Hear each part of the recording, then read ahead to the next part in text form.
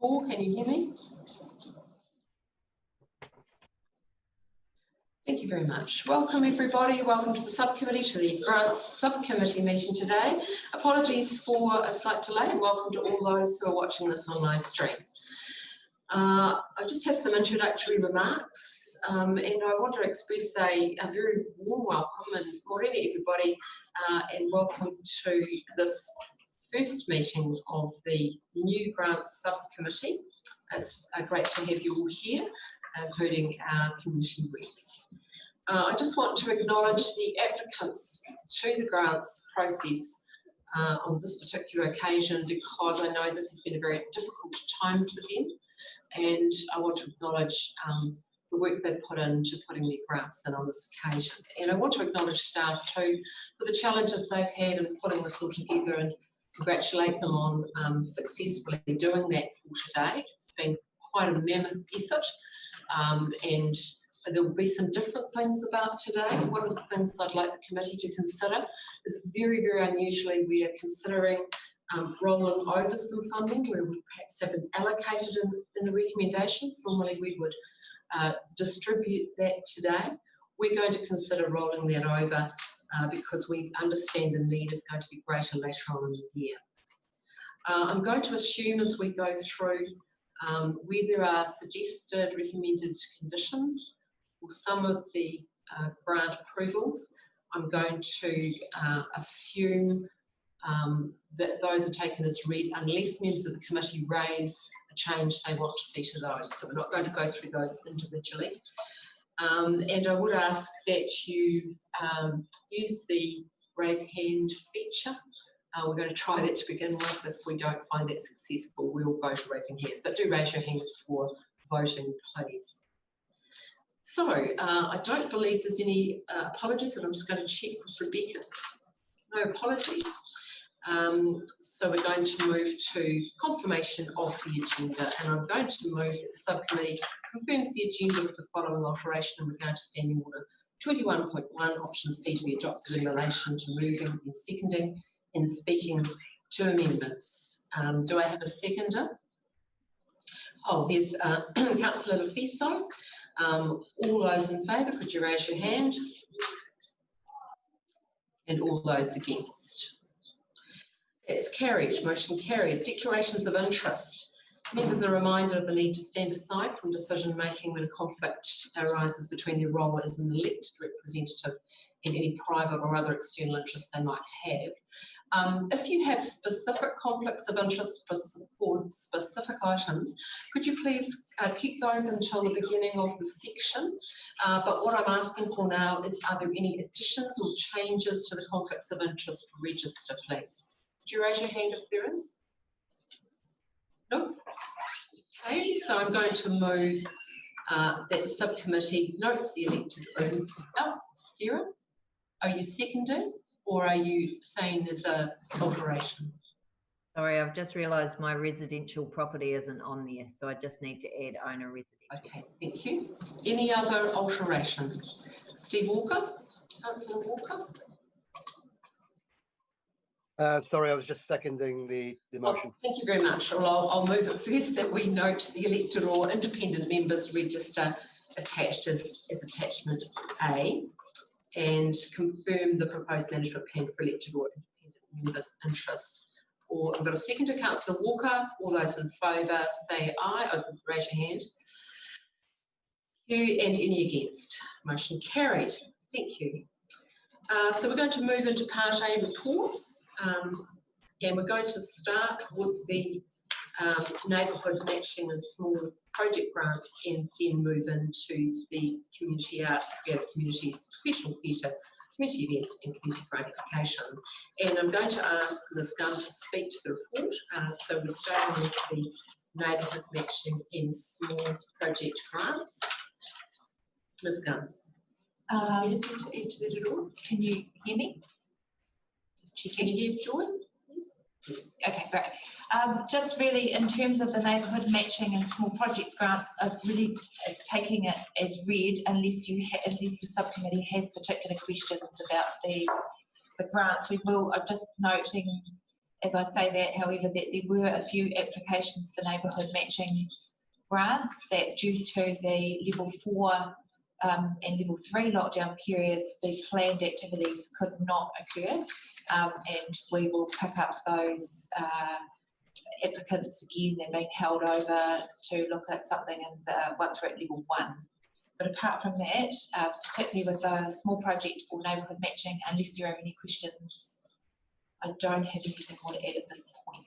So do we have any questions? I'm actually going to get you to raise your hand because I think that might be the easiest in this case. No questions. Well, I'm going to move that we note the funds allocated between the 1st of October 2019 and the 31st of March 2020 for small project and neighbourhood matching grants. Do I have a seconder? Thank you, Councillor Walker. All those in favour, raise your hand, please. And any against? That's carried. And now we're going to move on to Ms. Gunn's report. So this report covers the DCC Aratoi, professional theatre, creative communities, community grants and community events grants, and provides a summary of the applications that we have received. You'll note there's a table on the second and third page of the report, which tells you how many applications we received. And you will note we had a couple in the arts area and a couple in the events area that were withdrawn. So we are due to COVID-19. I would say this was probably the most challenging application process to date, both for us and the applicants, I think. So our staff were working remotely, which caused some delays, I think, in just managing to get everything into one system. However, what I would say is that 2 or 3 years ago, we moved from hard copy applications into online, and had we been doing hard copy applications in this round, as a number of people hark back to the glory days, the application process couldn't have actually worked. So being able to have an online process, I think, actually benefited our applicants this time. You'll note that in the process, due to the lockdown, we extended the close-off period for the grants by about 10 working days, and also offered applicants the opportunity, because many were under pressure at the time and unable to go and access offices and other people to support their application, that if groups wish to resubmit an application that they had put forward and received funding in 2019, they could actually do so again this year. So a few applicants, particularly in the community grants area, did take that up. Additionally, we did go out to both some of our arts practitioners and the events organisers closer. This was following the close off of applications, but still with level 2 being announced and unclear when we would move to level 1. So we did go back and ask applicants if they would like to review their applications and either resubmit, confirm submission at this point, resubmit with a new date, or confirm in this round with a new date. So we had a couple of grant applicants who did actually confirm they wish their application to come in this round, but have proposed a new date, which is further out, and 2 have withdrawn through that process at the moment, and 1 has asked for their application in the events area to be rolled over, and 2 withdrew out of the arts area at this point. So that is in part why we have some surplus, unusually, in all of those areas. And the decision today that the Grants Subcommittee will make will be whether you wish to roll that over or use some of that funding. I don't want to talk too much to the rest of this. You have the assessments that have been undertaken by all the staff, and they have made recommendations. I would just note that these are just staff recommendations, and the subcommittee, of course, can overturn any of the suggestions made by staff Staff make their recommendations based on whether, from all of the information they have provided, they believe the application meets the grant criteria that we work within. We did show a little bit of leeway this time. Usually we're a little bit stalked about making sure we have budgets and all of the documentation. We knew that some people struggled a little bit with that, and the level 4 and 3 in that applicants were working within through the application process. We tried to be a little bit generous about talking with them and allowing, I guess, a little bit of leeway in how quickly they got us information. So I will just close by saying I really appreciate all the time that all of the staff teams have put in. It's always a difficult place for our subcommittee, but if there are any questions through the day, please don't hesitate to ask the staff who assessed each of the applications.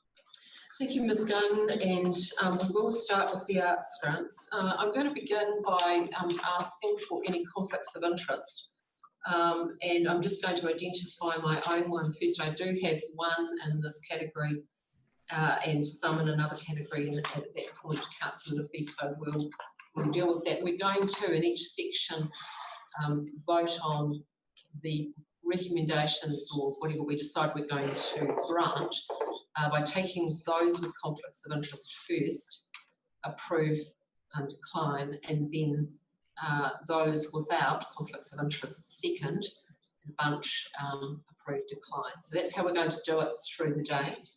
And in this one, as Ms Gunn has pointed out, we're going to consider rolling the funding over. But I want to start with conflicts of interest. Just to begin and kick things off, I have one for item 7. So can I just have a raise of hands if anyone has any additional specific conflicts of interest for this lot? So I've got Anna, could you please tell us what yours, could you put your microphone on? Kia ora koutou. Yes, so are we speaking at the moment to all of the sections of this? So No, community arts, community... No, we're just doing the community arts grants at this time. So just community arts, okay. Just community arts. So I have a conflict of interest with, a perceived conflict of interest with number 9, Te Mana Ahua Aki.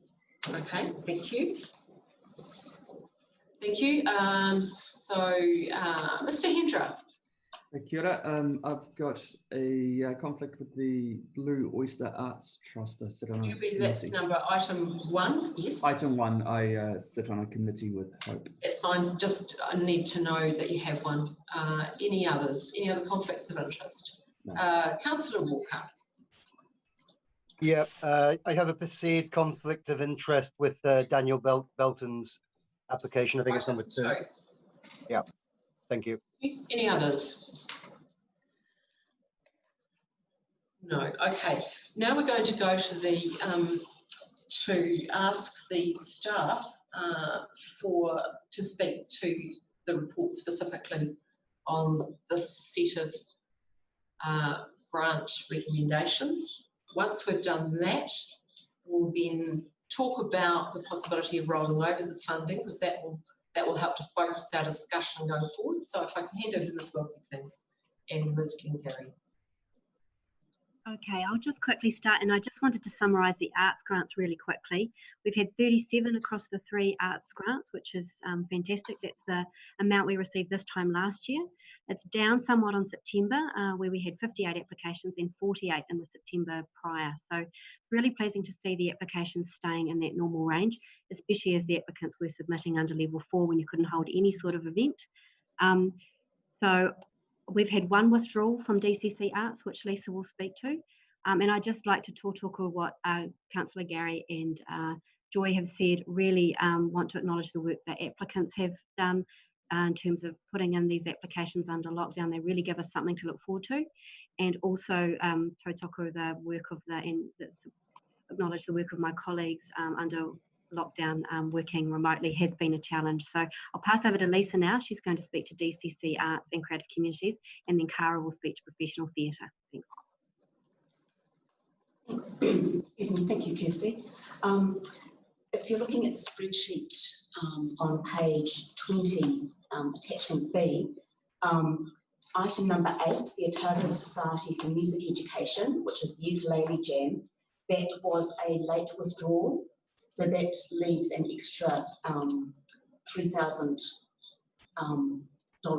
or thereabouts, which may, depending on what the subcommittee would like, may either be redistributed or may be rolled over until the next grants round. The grants were of a high standard, especially considering the circumstances. And I think this time we've had a really interesting mix of applications across a variety of media, including writing as well as performance and digital and interactive media. Thank you, Ms. Wilkie. I have a question for both Ms. Gary and Ms. Wilkie to kick things off, and that is, what is your sense of the need later in the year compared with the applications we have in now? Is your sense that we're going to have a greater need later on? Yes, I tend to think that is the case, and I think we all do in Aratoi. I think people are planning at the moment, but there'll be a time, and there'll be some people that have been affected and spent money already that will be thinking about how they get through into the next phase. So my sense is there is greater need later. Okay, thank you. And of course, just for the committee, those who are not elected members may not be aware that Council decided this past week to put aside a fund for COVID response. How that's going to be distributed, the process, and to what across social wellbeing and economic development is yet to be identified. And the other development in the meantime has been the government's announcement of money for the arts and culture. We are unaware of the detail of that yet. We may see that trickle down to CNZ grants funds. We don't know. So there's a lot of uncertainty. So just to give you some context, could I please ask for any questions to the staff around the grants? Any questions at all? Whether it be about distributing the extra or not, or any specific questions about individual applications. So if you'd like to raise your hand. Questions? Mr. Hayden. Thank you, Councillor. My question is really about the funding. I mean, we have $3,237, which potentially could be rolled over, or if we decide beefed up some of the applications that have fallen short of, in terms of the recommendations anyway. So my question is really, I would have been tending to focus on the ones that fell below what, so in other words, the recommendations were below what had been requested. So am I thinking that in just about every case, if it involves hospitality, that tends to be something that comes out, is not, even if it's put in. So Lisa's nodding her head. So yes, that, and I just, that's a really good question, and something I haven't said for those of you who are new to the committee is that we cannot grant more than is requested. Even if we had more to grant, we can't do that, and we also can't grant for things that don't meet the criteria. So you're absolutely right. And staff will be able to answer that specifically for any particular applications. thank you. Does that answer your question? It does. Excellent. Thank you. Any other questions? Yes, Ms. Malloy.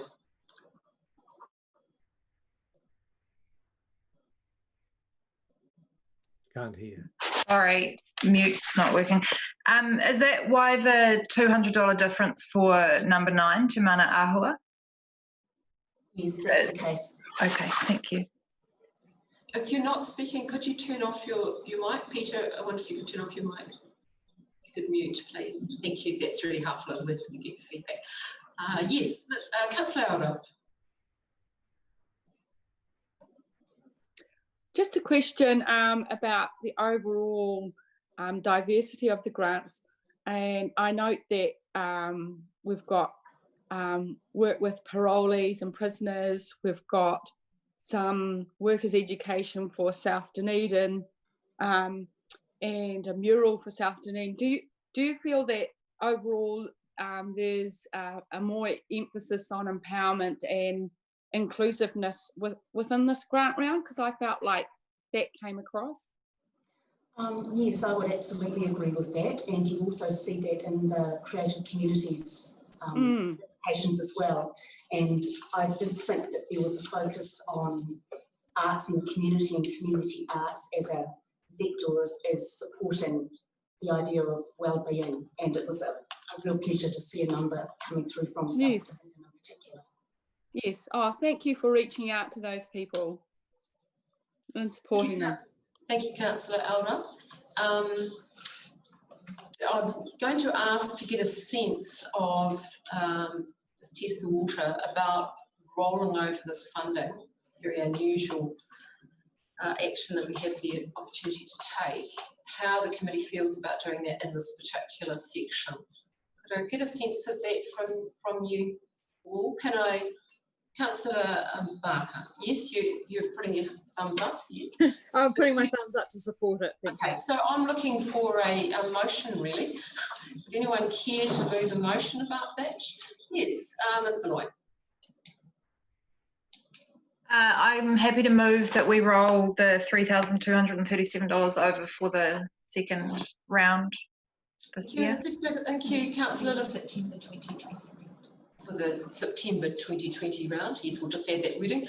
A second over Councillor Lafiso. Excellent, thank you. That's extremely helpful. So now what we'll do, we'll vote on that. So all those in favour? Anyone against? Peter is against. Right. Can I speak to that, please? Certainly. I just feel it's a little previous. I mean, should we not go through them and just see if anything does need bumping up before we agree that? Yeah, certainly. It seems like we're rubber stamping something and we haven't even discussed it. Sure. That's fine. So let's just hold off on that. I've got the wording there. We've got the wording there. We've got the motion there if we need it. That's fair enough. We're all finding our way with this, I have to say, and that these are unprecedented times. That word's overused, I know. So thank you for raising that, Peter. So what I want to do is let's go through. I did ask if there are any other questions, or let's just go through and see if anyone is suggesting items. We don't need to go through them individually. We can, but we will be here all day if we do. Okay, Ms. Davey Notice. I wonder if staff, like you say, instead of us going through them all to recap our memories, because I read them on Friday, but those ones that are reduced funds because of hospitality related expenses or the that don't meet the criteria versus those that are not getting what they asked for because the funds aren't available. Can we quickly write off those that are uneligible for? So take that out of the discussion, certainly. Is that doable? Mm-hmm. So Ms. Wilkie's just double checking. Right, the one that item number 9, which is Te Mana Ahua Ake Charitable Trust, the recommendation, the total grant amount requested was 3,800. The amount recommended is 3,600, and that actually equates to full funding because there's $200 set aside for kai and hospitality, which cannot be funded under the criteria. And all the others, I believe, were funded based on the notion that there wasn't quite sufficient funding to fully fund everything, and so there were varying reasons for funding applications to a higher or to a slightly lower level than they'd originally asked for. So, a question, Ms. Malloy. Is it possible to talk through what those, just in regard to the ones that are significant, you know, like $100+ less than asked for? Is it possible to talk through those decisions, Lisa? Is that? Yes, absolutely. I'll start off then. Well, I'll set aside the two that were recommended for full funding, and that was item 4, which was Happy You, and that is Theatre for Change, and that's Ruth Carraway and her work with the parolees. That was recommended for full funding of $4,965. And the other one was item number 5, which is IHC New Zealand Incorporated, and that's their annual Performing Arts project. And this was a resubmitted application. They put on this production each year, and it was also recommended that they receive the full amount that they asked for, which was, they have significant other support. So if I can start with the Blue Oyster Trust, they requested $4,878. The amount recommended was $4,300. This was based at the time because of pressure on the fund, and I took that down a little, mainly based on the fact that they have $600 in their budget for funding to support public programming and events, and I thought that they may have been able to take some of that out of their business as usual public programming and event costs. That was the reason for the Blue Oyster. The next one was Daniel Belton and Good Company Arts, which was Ed Parnassum, Pura Fetu. They were recommended $4,000 of the $5,000 that they asked. This is a huge project with a significant budget, as you can see, and the potential for international reach. This was given less than originally asked for because it was anticipated that they may well be able to access additional funding from other providers in comparison to some of the other smaller organisations. And also that I was a little concerned about the direct community involvement. I do think this would be an outstanding proposal for us to support and to be aligned with, but I would like to see and would be more than happy to speak with Daniel and the organisation about getting some more direct community involvement. The third one was item 3, which was the Dunedin Workers Educational Association Startup Group. I see that they were actually only under by $3, so possibly I could leave them to one side. The New Zealand Society of Authors, I see they were recommended their full amount also. That's for New Zealand Poetry Day. The Open Art Otago Peninsula Artist Group Exhibition, I recommended $545 less than they initially requested, and that was due to the fact that they had relatively high marketing costs. Their marketing costs were $1,500 for a 2-week exhibition, so I thought that could be somewhere where they could maybe look more creatively at different forms of advertising. They were quite print heavy, and I thought that maybe they could look at different ways of spreading that funding out.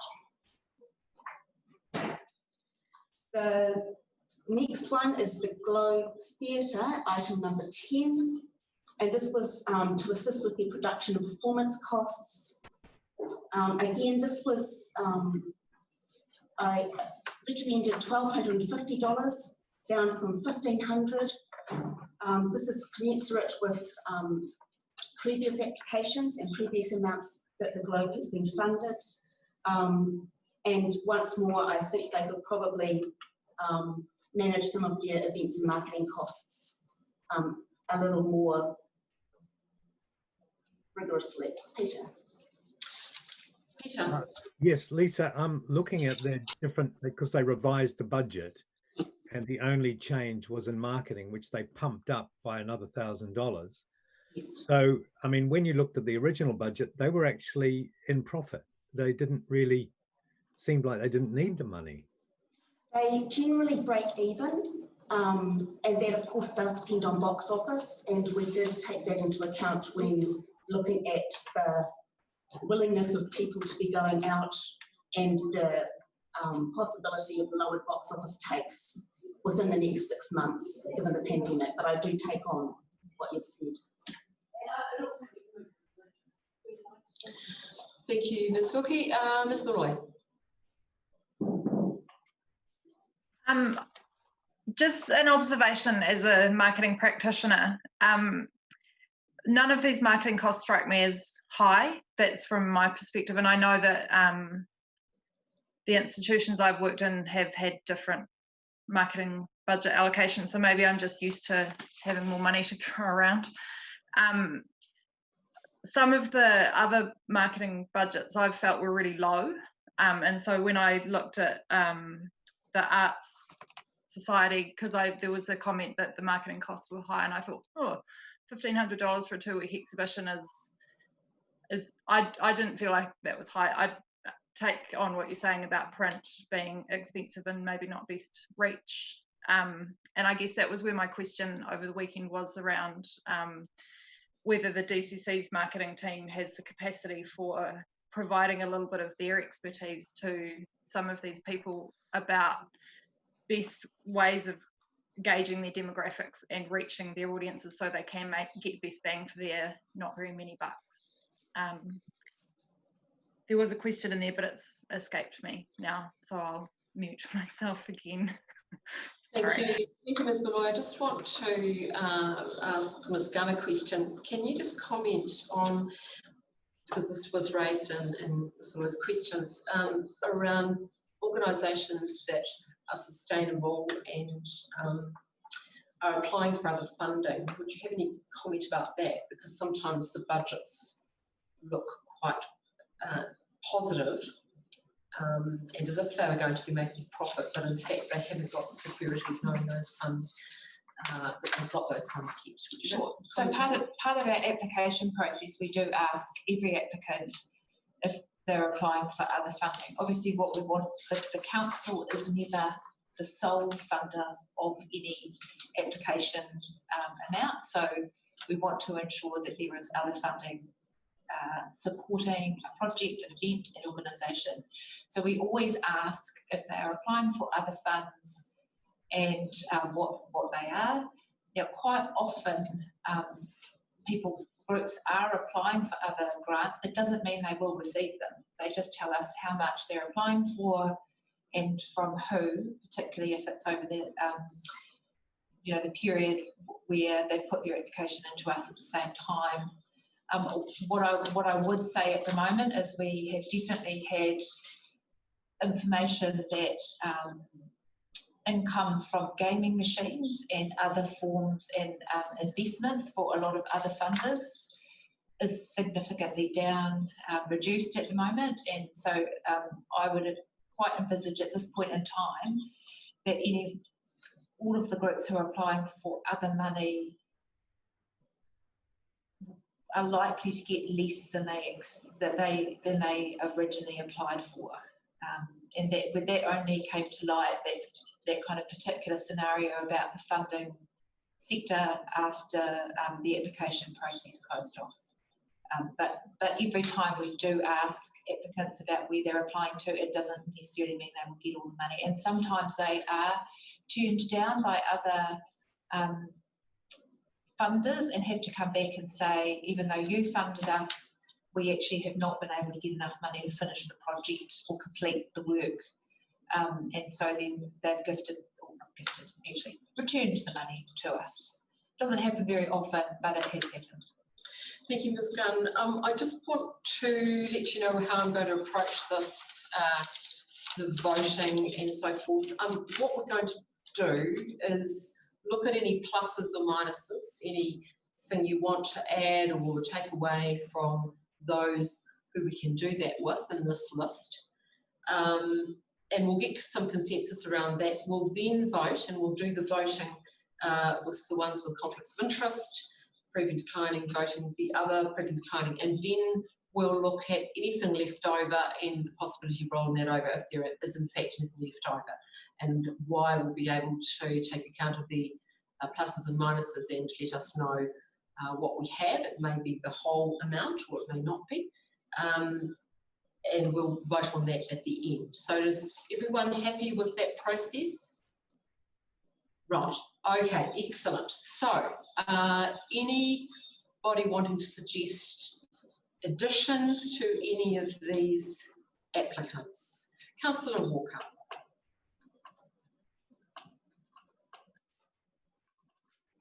I'll find that mute button if it kills me. Yeah, I just wanted to say first off, thank you, Lisa. It's just really good hearing from you how diligent you are in terms of assessing these applications and really letting me know the sort of minutiae that I would never pick up on. So thank you very much, and that gives me full confidence about where we're going. And I remain a strong advocate of carrying the money forward. I don't think we have any sense yet of the pressure that groups are going to come under, and I think it's very pertinent of Joy to hit on the fact that the gaming trusts, that there's no money coming in. That's going to affect applicants massively as we move forward. The only suggestion I would have, because it looks so bloody tight, is number 3. I would give them the $3.47. Thank you very much. I don't think that affects us, and I think that would be a good look. So that's my only suggestion, and I don't think that's going to be a hard fought decision. A deal breaker. Okay. Mr. Hayden. Thank you, Councillor Geary. Lisa, I don't think we heard number 11, or Yes. maybe I missed Oh, it. beg your pardon. Thank you. That's all right. Yes, this was an intriguing project, working with migrants and refugee community. They have requested a significant amount of money, both from the DCC Arts grants, and then later you will hear from Ms. Lenahan speaking to their application in the events grants. This is allowable. One issue I did have with this particular application, and one of the reasons, aside from the fact that I was trying to divvy up money that wasn't there, was that they did have a significant amount put aside for planning and administration. And I did clarify that with the organisers. They do have exceptionally strong backgrounds when you look at the projects they've run in the past. And this actually also speaks to, this is intended to be the first stage of a much larger project that they would have liked funded. So this is essentially stage 1. And so some of the planning and administration costs speak to that, of setting something in train. That said, as I mentioned in the assessment, the rate of $60 an hour is a significant amount of money. And I thought that if it could be trimmed anywhere, that could possibly be somewhere that the budget could be trimmed. And I would also like to, they didn't apply for additional funding from other funders, and I would like to see that, certainly in the future, that this would be the case. That answers your question. Excellent. Yes, that does answer the question. And just reinforcing what Councillor Walker says, thanks, Lisa, for all this work. It is really helpful to get this added information, which sometimes is in the assessment and sometimes it's not. So the full picture is there. I feel much happier having gone through this list now, and to withdraw my reservation about not supporting the rollover. Excellent. Is there anybody who wants to speak to adding or taking away from any of the recommendations? No hands up? All right. So what we're going to do in that case, I'm going to suggest that we vote on the ones with conflicts of interest, and those are 1, 2, 7 and 9. And we'll take each of those and those who know they have a conflict just to stand back from those. And I'll stand back from number 7 to get the grants as per the recommendation on the spreadsheet. So let's begin with, I'm going to move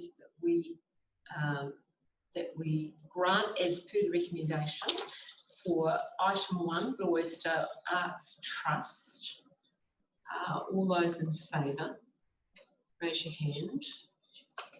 Oh, sorry, seconder. I seconded Councillor Lefiso. Raise your hand. All those in support, yes. And any against? That's carried. I'm going to move that item 2, Daniel Belton and the Good Company Arts, get the recommended amount of $4,000. Do I have a seconder? Ms Malloy. Councillor Walker sitting back from this one. Mr Henderson, the previous one. All those in seconder, we have Ms Malloy. All those in favour? And against? And that's carried. The next one, Councillor Lefiso, I wonder if you could please take this vote for item number 7, which I have a conflict of interest with. Thank you, Madam Chair. I'm going to move that we grant the amount recommended, 2,500, to the Open Arts Incorporated. Do I have a seconder? Thank you, Councillor Walker. All those in favour?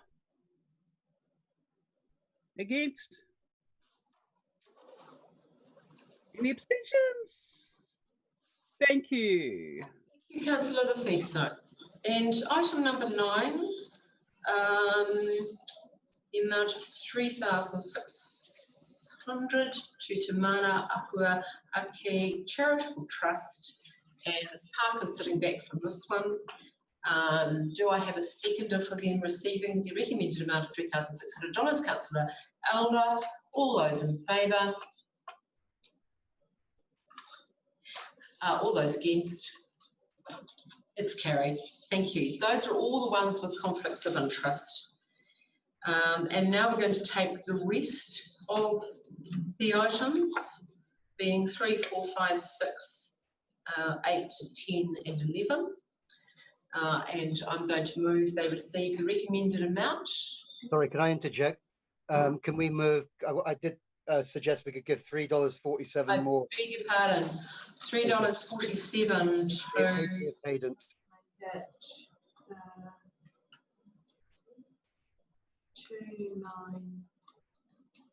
298.47. 298.47. Yeah. So with number 3, we're recommending $2,298.47. Number 4, as per the spreadsheet, 5, 6, 10 and 11, as per the spreadsheet. That was withdrawn. Do I have a seconder? Councillor Walker. Thank you. All those in favour? Trying to find where to put my hand, actually. Yeah. I can see all the hands. Excellent. Anyone against? And that's carried. Thank you very much. Now we move on to Ms Piggott, who's going to tell us the amount that we might roll over. Good morning, everybody. The amount to roll over is 3,233 and 53 cents. 3,233 and 53 cents. 53. Right. So I'm going to take that motion which we had a mover and a seconder for, and Ms Murray is going to remind us who that was. Okay, so Hannah and Councillor Lefiso. Okay, so Ms Malloy moved that. You're still happy to do so, Ms Malloy? Yes. And Councillor Lefiso, you seconded that. You're happy to do that? Yes, excellent. All those in favour of rolling the amount of $3,233.53 over to the September round. Wonderful. And anyone against? And that is carried. Thank you very much. And thank you for your indulgence, folks. We'll get into a wee bit of a rhythm with this. Well done. I think that's everything on the arts. I want to thank the staff for their work on that one. Most appreciated your thoroughness in difficult circumstances, but you have certainly done justice to the applicants. I just want to take a moment to, I don't think I mentioned this at the beginning, that we're going to take some breaks. I'm looking to pause at 10:30 for about 15 minutes. Around 10:30, we'll try and go for a natural pause. at 12:30 for 45 minutes, and if we're still going at 3:30 for 15 minutes. So I do think we perform better if we have a bit of a break. Mr. Hayden. Thanks, Councillor Geary. Just a general question about the staff recommendations. Yes. I'm looking at the one we most recent, but I've looked at them all, but I'm looking at the theatre one, which was the Theatre and Health Education Trust. And Lisa, I thought you said something about you giving the reason why they had quite a large fund in there for was it marketing or development or what? Planning and administration. Planning administration. I don't see that in the in your in the recommendation I'm seeing on. Am I missing something? Is there a document that I'm not getting, which has got reasons?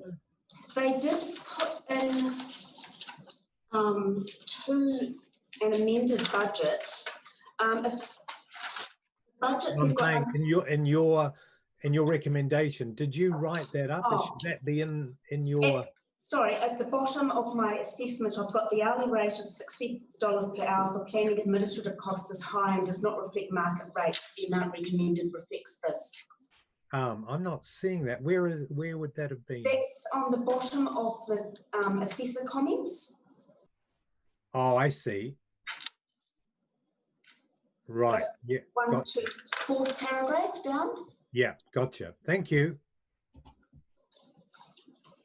Thank you, Mr. Hayden. We're going to move on to the professional theatre grants now, and I want to just acknowledge any conflicts of interest. I'll kick off with I have conflicts of interest for item 1, 4 and 5. Would you raise your hand if you have any specific conflicts of interest, please? Professional theatre. No? Excellent. So when we come to those items, Councillor Lefiso will chair those.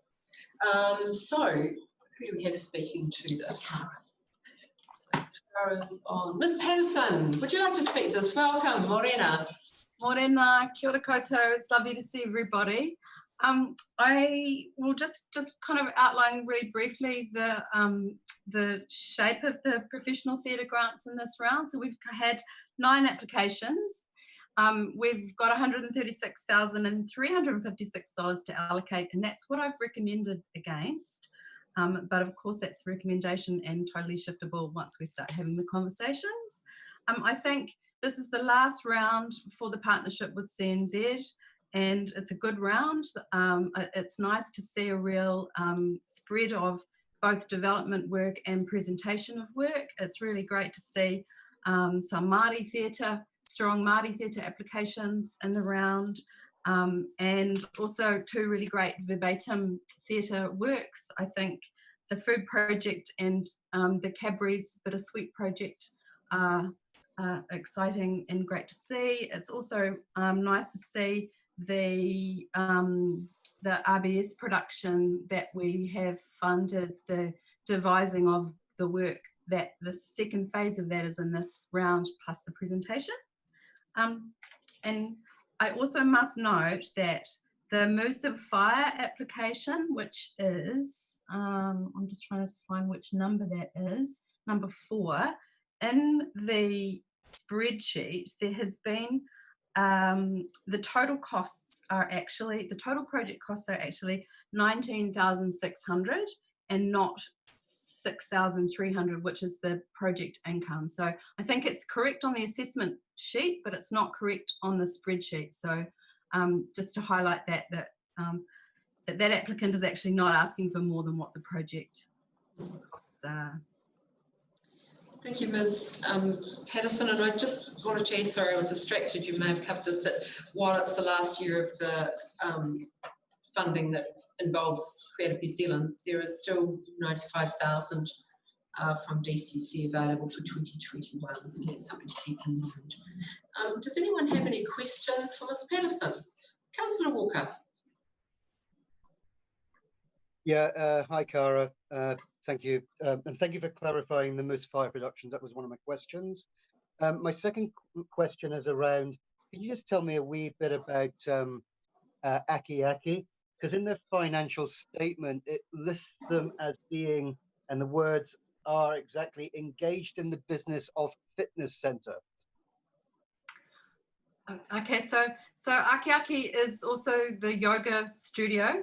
So that, yeah, so and they have a number of creative projects that sit under the umbrella of that, of Aki Aki Productions. I think you'll see that the Shakespeare project is umbrelled by them, and then so is the Māori National Theatre project out at Puketaraki.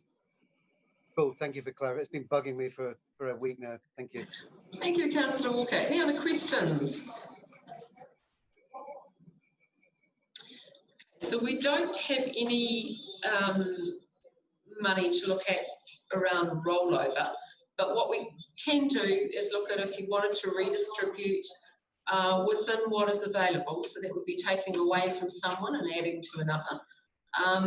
Is there anyone who would like to discuss that possibility? No? Well, in that case, I would, if there's no other discussion, I'm looking for hands. If there's no other discussion, then we would go to vote on the conflict of interest ones, which are the 1, 4 and 5, where I have conflicts of interest, to approve or decline, as recommended on the by the staff recommendations. And then we move on to the rest. So everyone's happy for us to proceed to that? Yes? Just thumbs up if you are. Thank you. Right, excellent. Okay, Councillor Lefiso, I'm going to exit the room for 1, 4 and 5 if you'd like to take that. Thank you. Kia ora, tātou. Do I have a mover for the recommendation of 19,000 for Ake Ake Theatre Company? Thank you, Councillor Elder. Do I have a seconder? Dan, thank you very much. Sorry, Marie, you can take all three because Christine has a... Oh, okay. I was just going to do them at one at a time, just to give people a chance to... Yep. So it was Rachel and... Dan. Dan, okay. Do we need discussion? All right, I'm going to put it, all those in favour, please. Any against? Any abstentions? Thank you. Now we move to number 4, Moose Fire Productions. Do I have a mover that we approve 19,000 as recommended by the staff? Thank you, Councillor Walker. Seconder? Thank you, Hannah. Any discussion? All right. All those, I'm going to put it, all those in favour? Against? Abstentions? Thank you. And number 5, Project Park Productions. The amount recommended is $18,000. Do I have a mover that we approve this? Hannah, thank you very much. And the seconder? Thank you, Councillor Elder. Any discussion? I'm going to put it. All those in favour? Against? Abstentions? Thank you very much. Thank you, Madam Chair. You can return. Thank you very much, Councillor Lefiso. Just so we're going to, yes, Ms. Davey notice. I think for number 4 we moved 19,000 instead of 8,000, unless my hearing is, just to make sure that was documented correctly. Yeah, wrong line. Yeah, I've got 8,000. Ms. Murray's got 8,000, the correct amount. Thank you. Thank you for that. So I'm going to move item 2, Ake Ake Theatre Company Limited. I'm going to do this as a block, but I will read them out for the benefit of those watching the live stream. That we grant $18,000 to Ake Ake Theatre Company Item 3, Arcade Theatre Trust, 19,000. Number 6, RBS Productions, $16,356. And number 7, the Ruaki Moko Charitable Trust, $11,000. Item 8, Talking House Trust Bittersweet, $10,000. And number 9, Talking House Trust The Food Project, $17,000. Do I have a seconder? Thank you, Councillor Barker. Do we have any discussion? Mr. Hayden. Thanks, Councillor Gary. Arcade Theatre Trust. I mean, this is a professional theatre fund, and we are in an interesting kind of time here in Dunedin where we have lost our, I suppose, for want of a better term, conventional professional theatre. It's been gone now for 2 years plus. And we have a number of groups that are vying, who are applying to this fund. And I think for me, I'm just kind of, I'm thinking, where is professional? Where does it begin and end? And how are we ensuring that we get the best possible bangs for our bucks?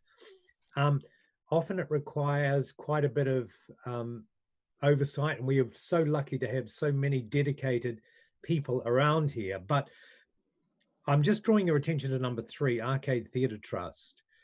The artist fees in that one was a major ask, but there's no detail. I mean, how many people, how much, what is the hourly rate, that kind of thing, which is asked for in the budget, was not there.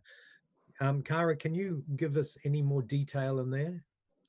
I did actually go back to the team and ask them to break that down, and I'm sorry, I thought that I put that into the assessment, but that was broken down over a number of artists per production, including their technical support.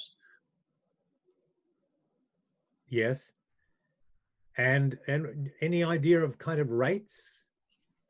They're committed to paying at the living wage, so at $21.50 per hour. Okay, that's helpful. Thank you. One other thing about Arcade Theatre Trust, $7,000 income, other sources, not specified. And I fact, look at my page for the budget, other income not specified. Off the top of my head, I can't tell you what that is. I did query that, and I'd need to go back to my email with them. I think it's not in-kind time, because the project income has their in-kind time at $32,000, which is generous. So I'm sorry, Peter, I can't answer that. I can go back to my email and flick it through to you. Okay, yeah, that I think that would be helpful. But I mean, I'm not going to vote against it for that reason. But it's just part of a bigger, not a concern, but I'm wanting for us to be as professional as possible, and I don't want people being paid too little or being exploited, and I don't want people claiming far too much for their level of ability either. So I think we've got to find a sweet spot. And in New Zealand, it's interesting that Aki Theatre Company with Summer Shakespeare have, I'm sure they didn't invent the term, but pro-am. So it's a mixture of professional and amateur. And that's kind of a big way forward for Dunedin, I think. Yeah. And I think that Arcade, I mean, like they talk about being the sort of like the incubator for emerging theatre practitioners, but they're wanting to acknowledge the kind of professionalism in that. So they do have a cast that will have professional paid practitioners, but also potentially they will have younger artists in there that probably won't be, they'll be getting sort of a koha or something like that in place of an actual wage. Thank you, Ms. Patterson. Thank you, Mr. Hayden. So we've got a mover and we've got a seconder. We're in the middle of discussion. Could I encourage you, if you have questions, those really need to happen when we're speaking to the report.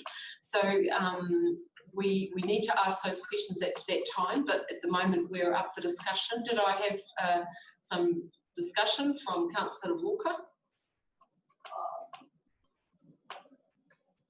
Yeah, I did actually. I was just going to point out that I think the comments from Peter, I think I just wanted to state that speaks to the quality, I guess, of this grant subcommittee, that people like Peter can ask those searching questions.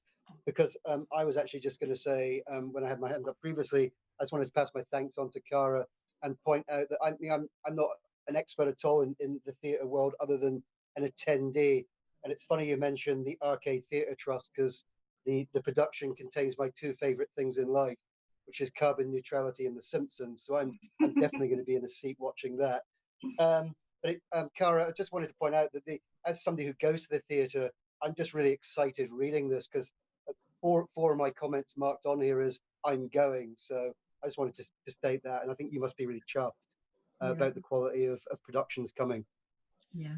Thank you, Councillor Walker. And just for my part, in terms of discussion, speaking to this motion, it's great to see the likes of Talking House Trust, Bittersweet, and the accessibility of that project, and the Talking House, the food project, very topical in these times where food resilience has been very much on the mind through the global pandemic. A real variety of projects. So I'm going to put the motion for voting. All those in favour, raise your hands. And anyone against? Anyone abstaining? No. Excellent. Could I just ask for comment? Now we've voted on that and there's no extra funds to roll over in that particular regard. Could I just ask the staff to comment on that matter of when is theatre, when is it professional, when it isn't? And thank you for raising that, Mr. Hayden, around that issue, because I think it's a very relevant point, and we certainly value having yourself and your specialist knowledge in that regard. It's a very relevant question and comment. Cara, Ms. Patterson, would you be able to comment on that, please? I think in the context of Dunedin, professional theatre is not the same as it is anywhere else in the country. I mean, like, we have lost our professional theatre, and we have a number of independent professional companies, but they're not doing that work full time. You know, like, so they are doing other work that means that they can do the theatre work, but we're not saying that it's not professional because that's not their full time job. I mean, like, the two applications that have come in from Talking House, I mean, the food project has a number of practitioners who are academics, they're community experts, and they're professional actors who have worked in a professional context over a long period of time, but they're not doing that full time. So I guess, Peter, you might want to jump in here, because I think sometimes it's about who you ask that question to. Like, if you ask an academic based at the university, they're not going to think that that potentially the sort of like the community theatre project is professional, but we could argue that it is, because it has a professional cast and it's working in a professional manner. So is that, am I kind of answering that question okay? Peter, would you like to jump in there? Do you have a comment? Yeah. I mean, doing it full time. Well, it's very hard anywhere in New Zealand for actors. You know, you could count them on the fingers of probably both hands. People who are doing it full time, because you know you're always between jobs or spend a lot of time between jobs. But that aside, I mean, Dunedin is now not the hub that it was, and it was like the center of it was the Fortune Theatre, and a number of jobs spun off that, and there was a number of full-time jobs, and it was truly professional, and it struggled, and we all know, over many years, but it did get through, and it did get through until finally it didn't.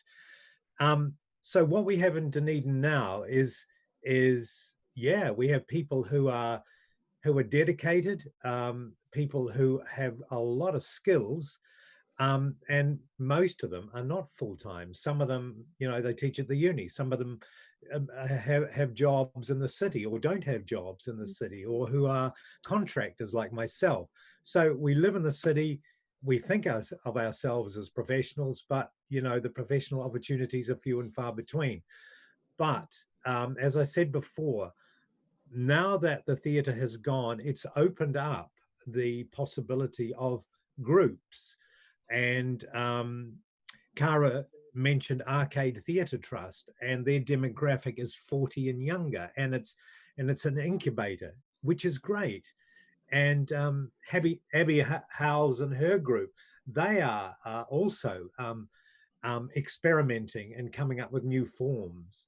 And the fact that Talking House is a verbatim theatre, and verbatim theatre is very strong in Dunedin, probably stronger than anywhere else in New Zealand, but it is a form of theatre that's growing around the world. So in a sense, we're leaders in a form of professional theatre. So all is not lost in losing the Fortune Theatre. It is a time for rebuilding, recreation, reimagining what it is to be professional. So, you know, I'm always mixed feelings, disappointed. Some people are putting their hand up and saying they're professional when clearly they're not, because they're just not good enough. But there are many others who don't have formal qualifications who are really good. So, you know, we can't say one is a professional, one is not a professional. It's a very moving target, and the best we can do is the best that we can do. Thank you, Mr. Hayden. And it brings me to mention something we've discussed this morning, that we're looking to, because we haven't got together in person, particularly with our new committee, community representatives, the plan is to have a workshop which will be able to tease out quite a lot of these matters. This is such a new era. So those conversations are good ones to have, and we hope to schedule a workshop quite soon. Now, we've got Creative Communities grants coming up next. My plan is that we will do that next, and then that's when Mr. Hayden and Mr. Hunter leave us after that one. So my plan is to go on and look at this one. My understanding is we can't roll over the $45. We need to distribute it. $45 is what we have. I'm going to ask, who's going to speak to this? So Ms. Wilkie's going to speak to this, and I'm going to ask you to do that now. Thank you. Thank you, Councillor Perry. Once again, I was really excited to see this group of applications come through, especially in the circumstances. Some of the things that struck me were the amount of collaborative work that's going on. We see Pam McKinlay extending and expanding her art and science collaborative projects, which works with the Otago Polytechnic and the university, as well as artists in the community. We're also seeing once more, and I know Councillor Elder, you noted this in the arts grants, that the idea of arts coming from the community and for the community, and I was especially pleased to see the application from the Alzheimer's Society. I think that is a very well put together project. As well as that, we see a number of applications from our established practitioners and established activities. Things like the Whare Flat Dunedin Folk Festival and our St Andrew's Day Scottish Patron Saint celebration in November. And then there were also a couple of applications from young practitioners, which was wonderful to see. These new names and new faces coming through. The other one that I was particularly interested in was the one that was looking at sound school, which I think is intriguing, and it builds on that real strength that Dunedin has in noise art and sound art and the development and exploration of how that operates within Dunedin and within a larger context of art and music within the country. So I thought it was an intriguing set of applications.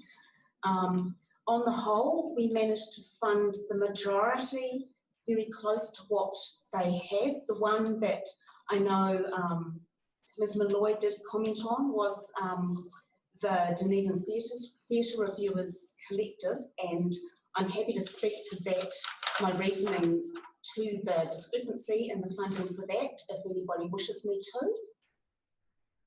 Would you like to do that? Yep, I can do that now. So they requested $1,800. So can we just refer to the item? Sorry, yes, the item is number 8, the Dunedin Theatre Reviewers Collective, and it's for the Dunedin Theatre Awards 2020. And they're asking for administrative costs. The request was for $1,800, and I've recommended $1,000. This is the amount that they've received on the whole over the last couple of years. The other reason is that out of all of the applications, when you look at the Creative Communities criteria, it does score the lowest in terms of actually meeting the criteria. It does support and value our practitioners, but the actual larger arts activities within the community is not as strong, and that is the reason why I've stayed with the $1,000. I do also feel, and I would be recommending to them next year, that they apply to the events fund, because it does seem to be much more fitting as an event rather than an arts activity. Historically, they have always applied to creative communities, and that may be a holdover as to why they continue coming to us looking for the funding, but I would certainly support them looking at events funding in the future. So thank you for that, Ms. Wilkie. Just before we go on with questions to staff on the recommendations, I'm going to ask for any particular conflicts of interest on the specific sections. So, Mr. Hendra, which item, please?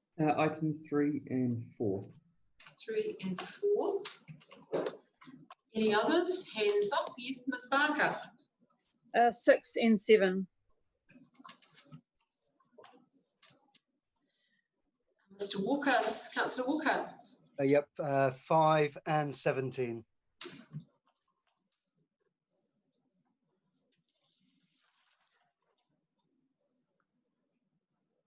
Any others? Any other conflicts of interest? Miss. Right, any questions for staff? Any questions? Okay, Councillor Elder.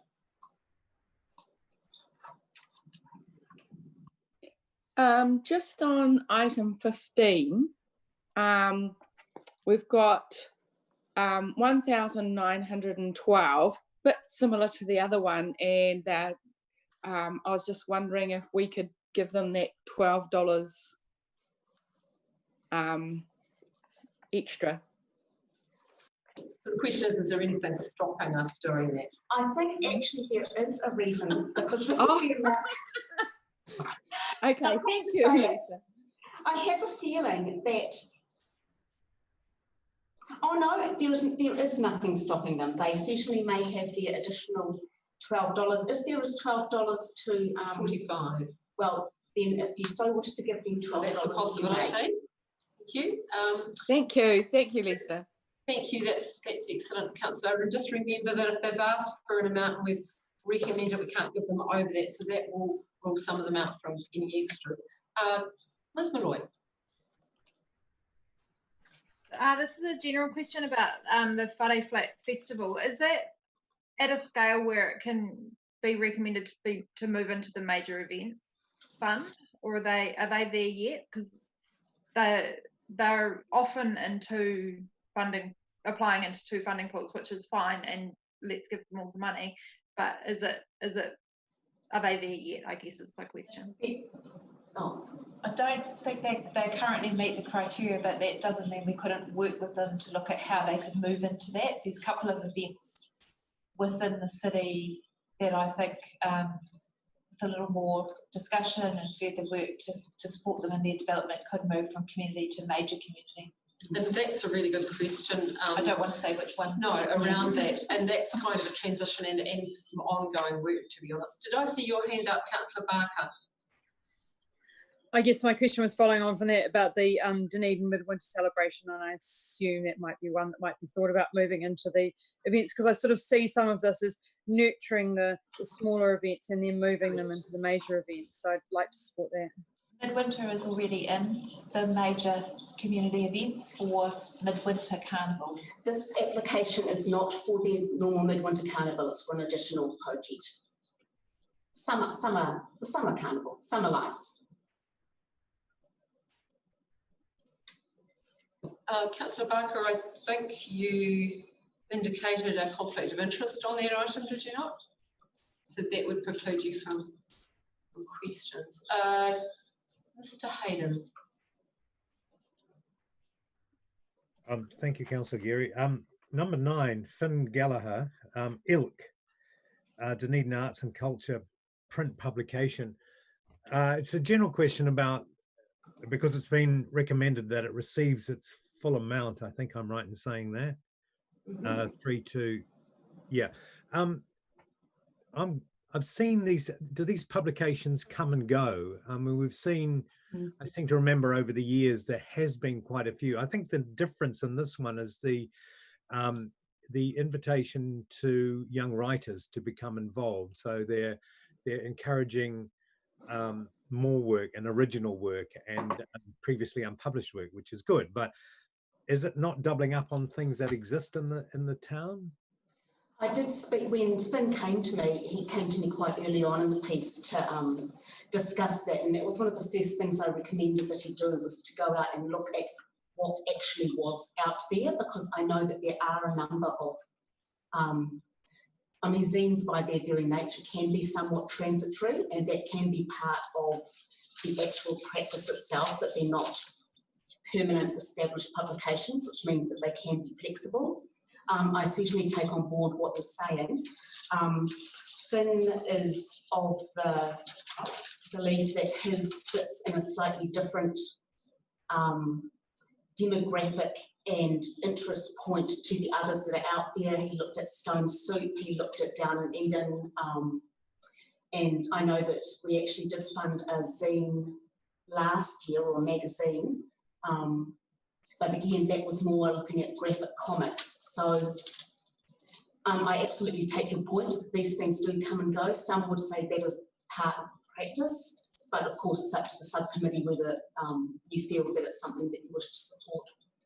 So just to clarify, he said to you that his is a different demographic. So what is his demographic? Would I pick it up, or is it kind of like, I mean, I might pick it up, it doesn't matter. I mean, it's going to be there. I think he is hoping that it's looking at all. One of the comments that he made about the difference was, when I find it here, that he thought that there was, his comments were that the difference between something like Ilk, which he envisages as being quite flexible and quite topically and politically focused. He says that Down in Eden is more of a lifestyle and literary magazine, and he proposes that Ilk would be centred around current events that affect Dunedin. But he's looking at, when I've spoken to him, he's talking about national and international events like climate change. I would imagine he would be looking at things like Black Lives Matter and issues like that, and how they are then reflected within our own community. Also, in contrast with Down in Eden, he's looking at creating the Ilk as an object, so as a physical and tactile outcome, and that's actually, he anticipates that being part of his practice, because he wants to avoid the echo chambers that he feels exist online, and in a lot of the media that people consume online, where if you have certain algorithms, that's all you see. So he wants to try and burst those silos of information that people get. In comparison to Critic, he saw that his publication would be more considered possibly than Critic, and produced with less, I don't know if Critic would agree with that, but produced with possibly less pressure. He says that he feels that his target audience is primarily Dunedin-based residents with an inclination for creative comment or creative content, and who are open to a variety of views, perspectives and opinions. I feel that from speaking with him, his idea is that he's more than happy to accept contributions from writers, from young writers, and not necessarily young writers, but from those across spectrums, and his aim was to put opinions and perspectives in front of people that they may not normally access, and he sees those being within one publication. That's where he's coming from. Well, that's great. Very fulsome, very fulsome. I'll look out for it. Thank you. And I will support the full amount. Mr. Hunter, do you have any comments or questions for staff? Mute button. Yeah, we can't hear you. Can you? How's that? That's the one. Yep. I do have some comments and questions. But I'm not sure whether it's best to be addressed to the individual application or now. It's regarding number 2, Angelina Stanton. Very much a performative event, as is theatre. It comes and goes, you know. It's and arguably very ephemeral. And the danger I think we have as from an arts historical perspective is these ephemeral events can come and go. There's very little remains of them from an historical perspective, except for the administrative side that we're dealing with now. So with something with this Angelina Stanton, she's looking at poetry. I'd like to suggest, and this applies to one or two others as well, that we say yes, but we strongly encourage or recommend to these groups that they collate all their poetry in hard copy and get themselves an ISBN number for these. I mean, it's pretty cheap to, you know, put together hard copy now, and using the ISBN system, it enables us to capture that ephemera. And, you know, 20, 30, 50 years from now, it's, you know, it's a whole part of our creative community, so to speak, that would otherwise be lost from an historical perspective. Another one, going back to what Peter was saying with regard to remuneration, number 5, Dunedin Edinburgh Sister City Society. In their spreadsheet, they have, where is it? Performers remuneration, and I quote, over 100 presenters across 20 groups, and they're looking at $1,800 in their budget.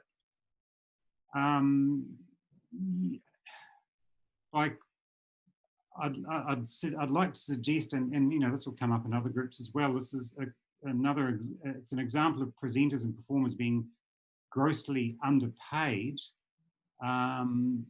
which essentially holds groups and individuals down and keeps them coming back for creative communities funding. I mean, if we are to respect our creatives and our professional creatives in our communities, we must be encouraging groups to remunerate them properly.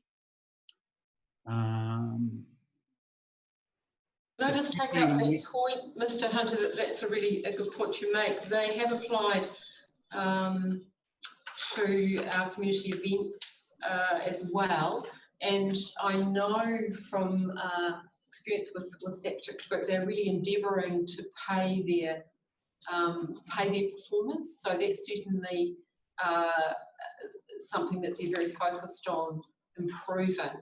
It's quite difficult, but certainly that's very much a focus for them. Thank you for raising that. And it was interesting to hear your comments around the item number 2.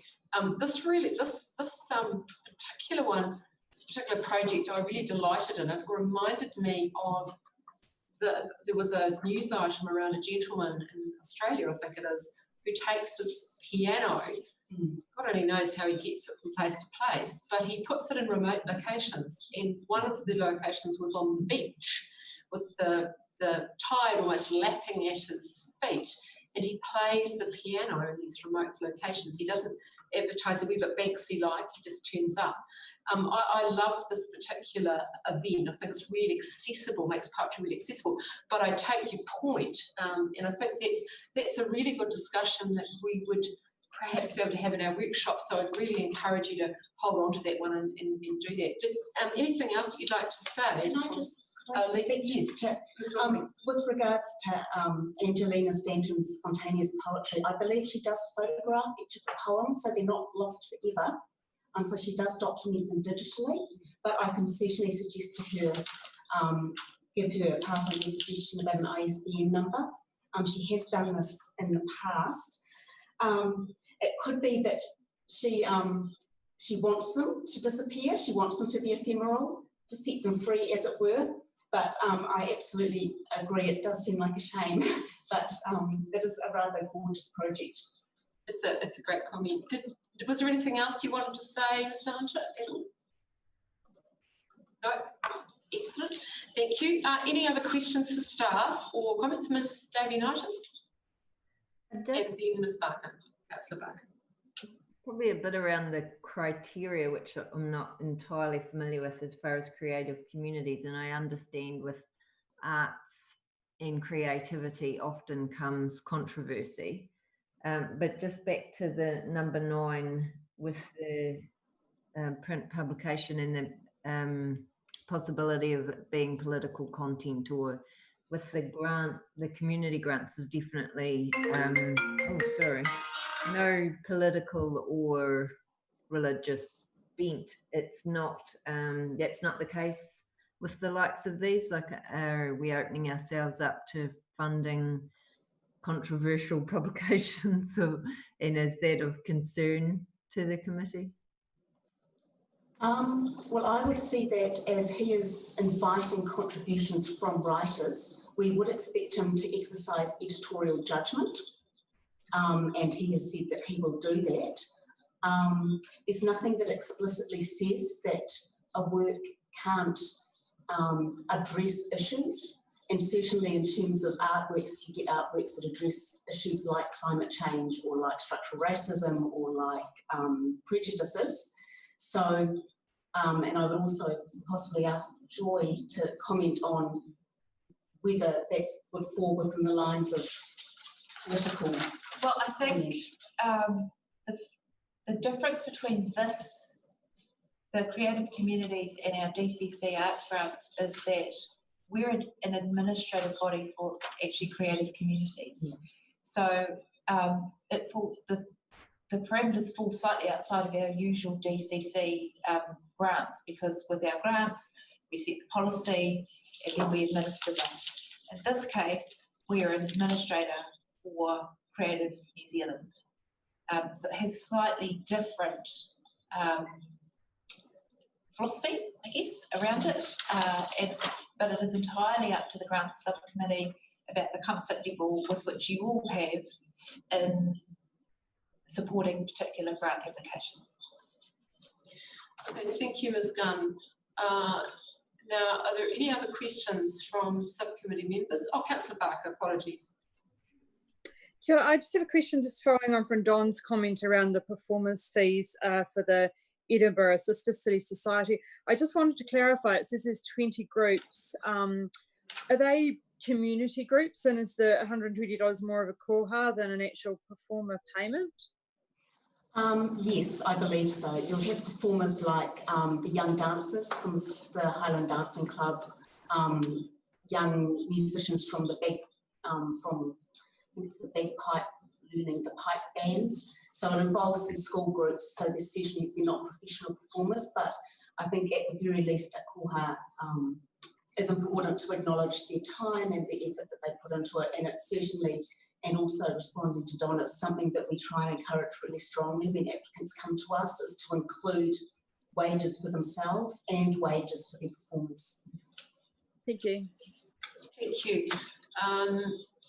Ms Malloy and then Councillor Walker. This is just following on from Sarah's question and comments. I personally would be quite reluctant for the subcommittee to start imposing an editorial or position on the people who are applying to this fund. I think we have to be careful where we start to stray into censorship of arts. We're withholding, we're not going to fund you because we don't agree with your position on something. I think that starts to become quite grey territory. It's just it's a personal position, I guess, and the committee might feel differently as a collective. I think it's a good point. I think Ms Davianidis' question was around the criteria, which isn't relevant to this fund, this particular fund, but it was more around, as I understood it, the criteria that we have for other funds. Could you switch your, could you put your mute button on, please, Sarah? Councillor Walker, were you waiting for a question? Yeah, we'll just, because it's an interesting conversation that started, so I have a comment and I guess a question to Joy, and it stems, and I do agree with what Hannah's just said actually around potential censorship, but it stems from Don's pertinent point, I think, around living wage, and of course the council, as we know, is a living wage employer, and also we have a well-stated carbon neutral 2030 goal, and it may be, Joy, something that if we do have a workshop, and I know I've discussed this at council, that we can maybe tease out how best, that not to force, but maybe to better encourage our applicants to adhere to some of those wider goals that council do have, and particularly for me is the 2030 carbon neutral. I don't think it has to be dictatorial, but just a sort of way of encouraging a better adherence generally. So maybe something we could do at a workshop or at in some other forum.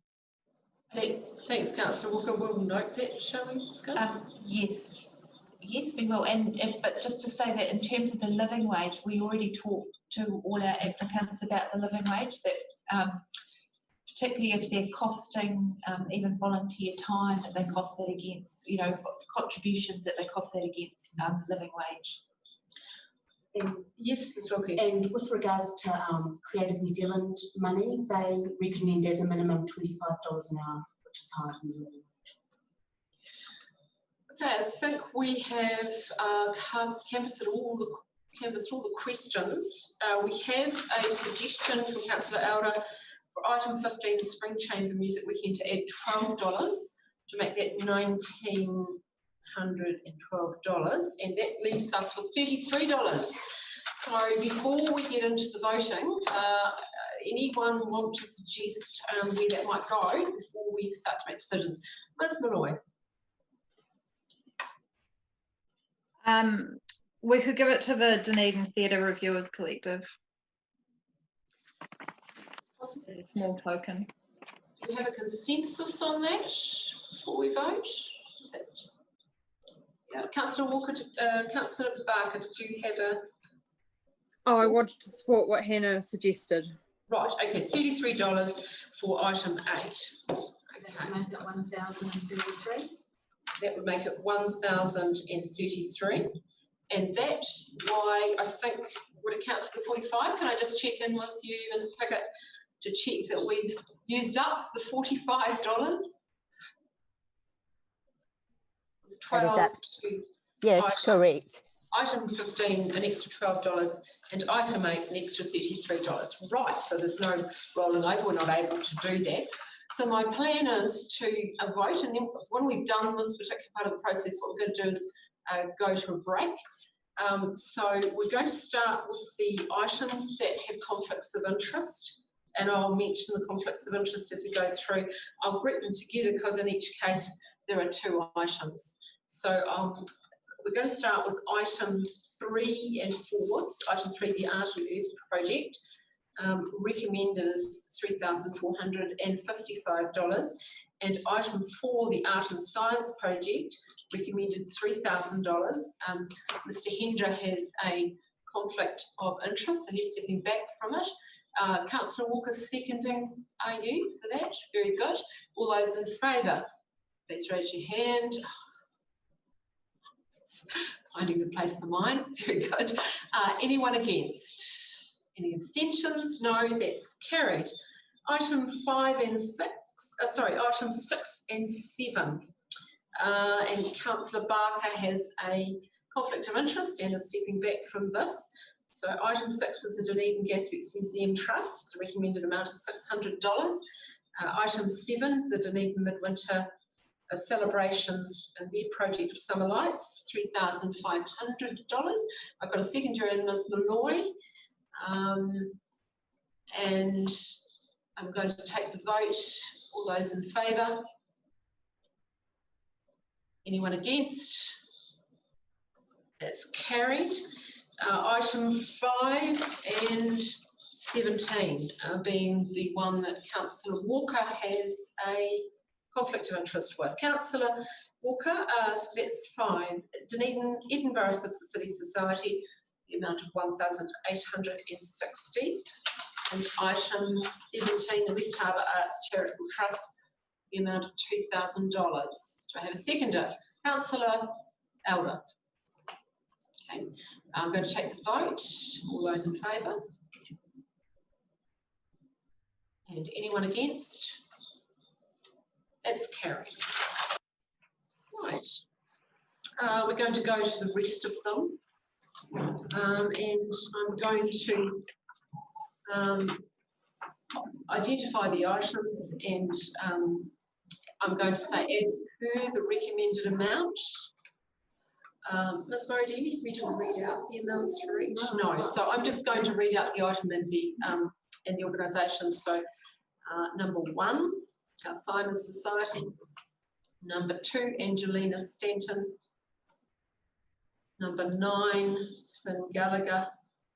Oh, sorry, number 8, the Dunedin Theatre Reviewers Collective at 1,033. Number 9, Finn Gallagher as per the spreadsheet. Number 10, Nathaniel George McLean Otley.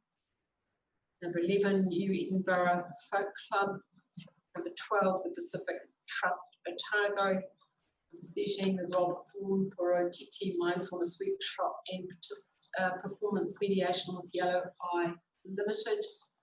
Number 14, Robert, I'm not sure how to say that. Figure, thank you. Number 15, the Spring Chamber Music Weekend, and the amended amount is $1,912. And item 16, the anteroom as per the spreadsheet. Now, is there any discussion at all? Have we done all the discussion? I'm going to take the vote.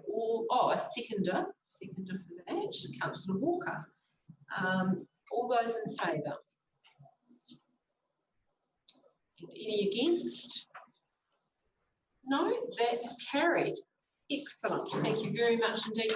May I thank the staff for all of the considerable and thorough work on that, and to our representatives, Peter Hayden, the Creative New Zealand representatives, Peter Hayden and Donna Hunter. It's been great to have you with us, and thank you for your discussion. Really appreciate that, and really encourage the two of you to raise some of the things that we touched on today briefly when we do have that workshop. I think that those would be really worthwhile discussions.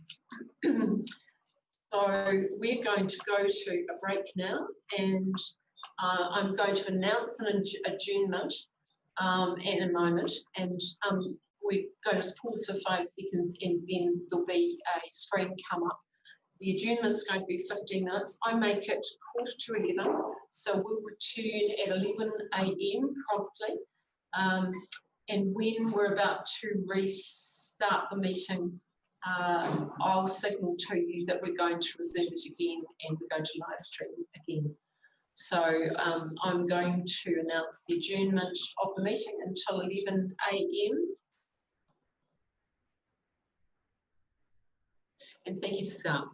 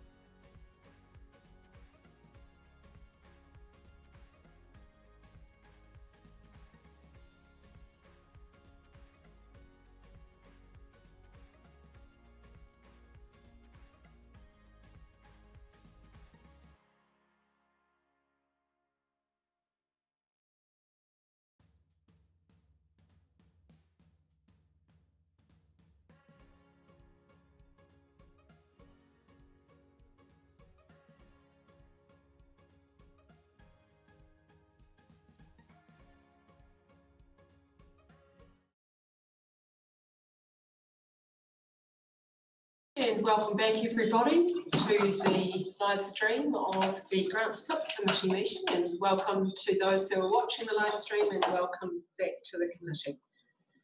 We're going to go on now to the community events grants and consider those.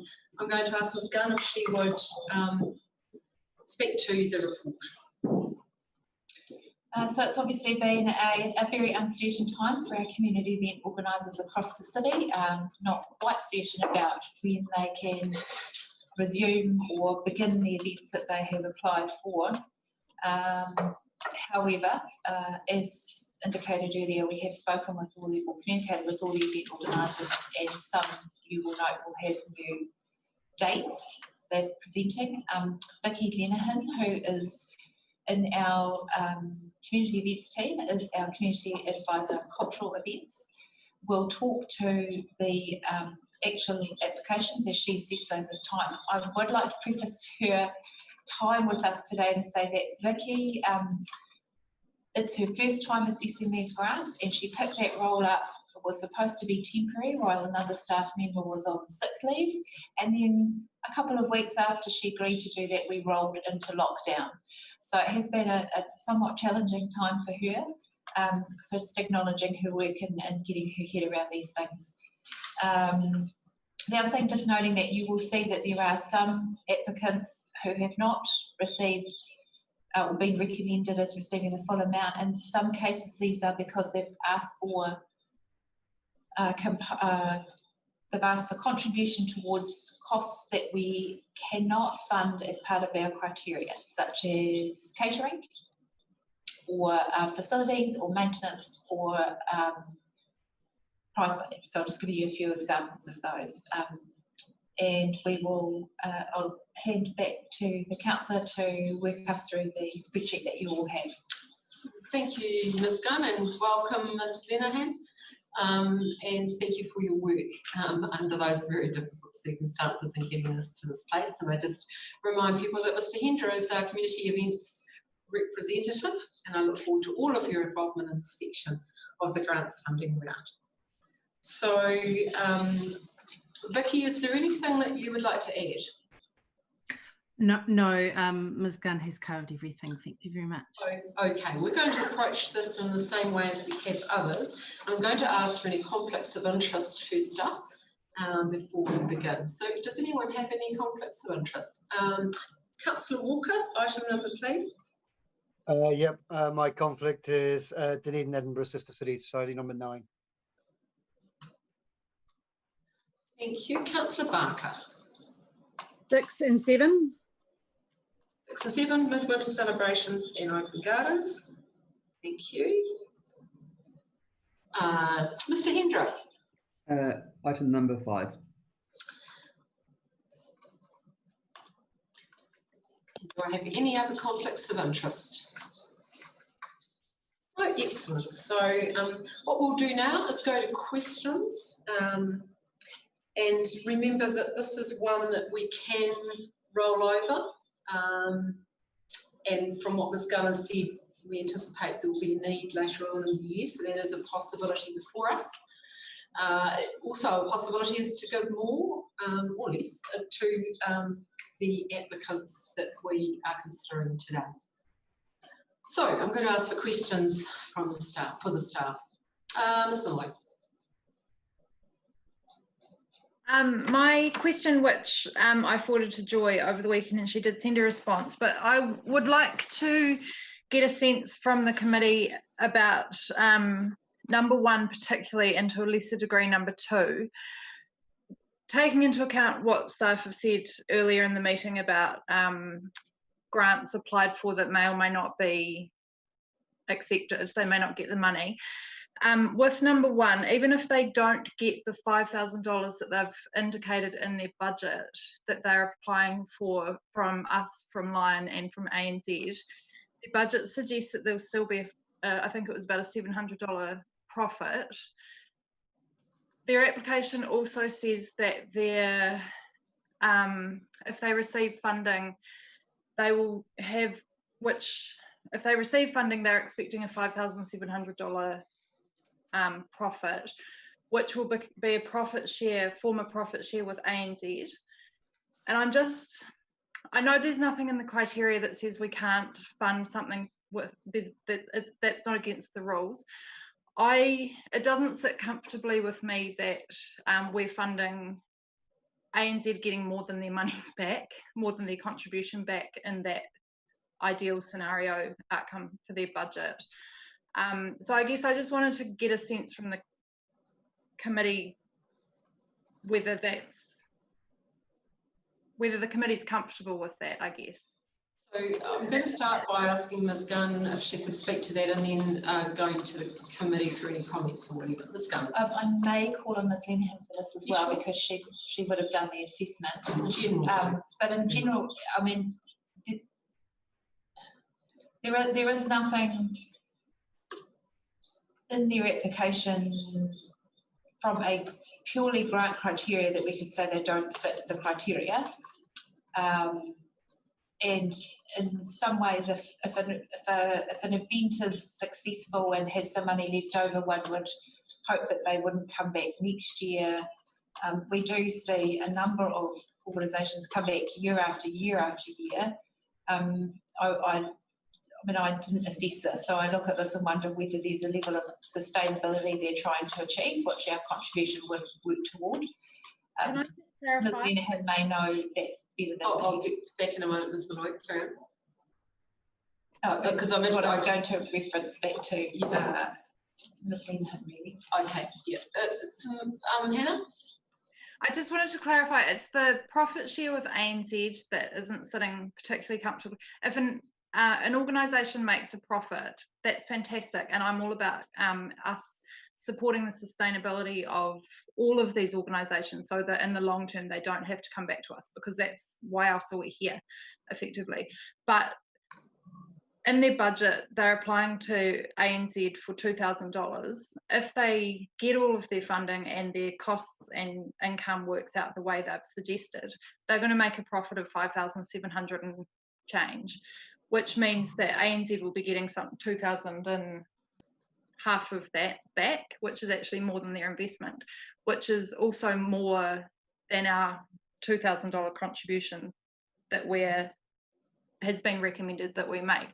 And that I'm not sure why we would be contributing to ANZ's profit line. Thank you. That's a very specific matter. So, Ms Lenihan, can we hear from you on that, and then I'll go to others. I have spoken with the applicant, and the matter of profit wasn't discussed. I'm more than happy to go back to the applicants to have that clarified, but understandably I'm not able to do that at this very moment. May I proffer that it's my understanding that surplus monies will be generated into pitching for future national events, and it's not clear to me that the money will actually go back to the bank. It's so I don't have proof of that, but I'd just like to proffer that as a suggestion. Mr. Hendra, you had your hand up. Yeah, I'd like to second Hannah's concern around the profit, and just looking at their expenses. You've got the ANZ officials travel and accommodation at 435 and their levy at 1130, so that's about 1,500 when they're sponsoring 2,000 and then potentially doing that profit share. So again, it's not about them making profit, it's about actually ANZ already receiving 1,500 from their expenses there, and then potentially getting addition as well. Do you have a concern with both 1 and 2? More 1, really. Right, thank you. Ms Davianitis.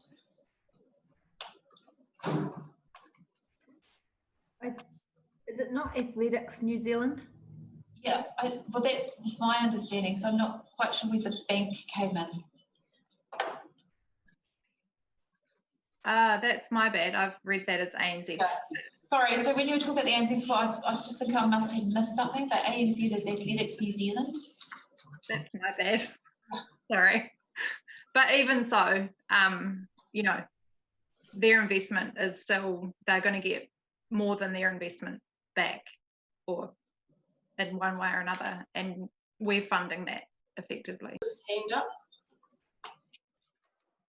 Yeah, I was actually just going to say, despite the misreading of that, big ups to having a principal stand on a $1 billion plus companies. Well done.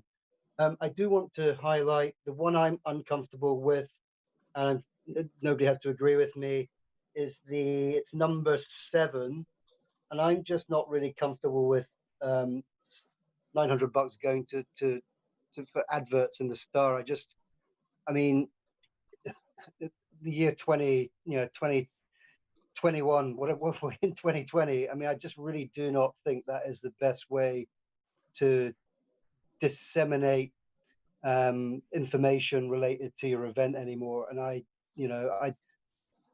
really like to see an analysis of the worth of doing it through that medium. It's nothing against the Star, but I don't think that's a good use of our money. And I certainly don't think it's the best way to advertise this event. So I'm not really comfortable with that. Ms. Linehan, would you like to make a comment? Just to clarify, are we jumping ahead to the Dunedin Open Gardens Association application? Yeah, we are. We're going to talk about that one. Yeah. We're just asking any questions about any items. Okay, thank you. Yes, I have taken off my experience with marketing in this instance. I'm just have assessed on the basis of the material that's been provided to me.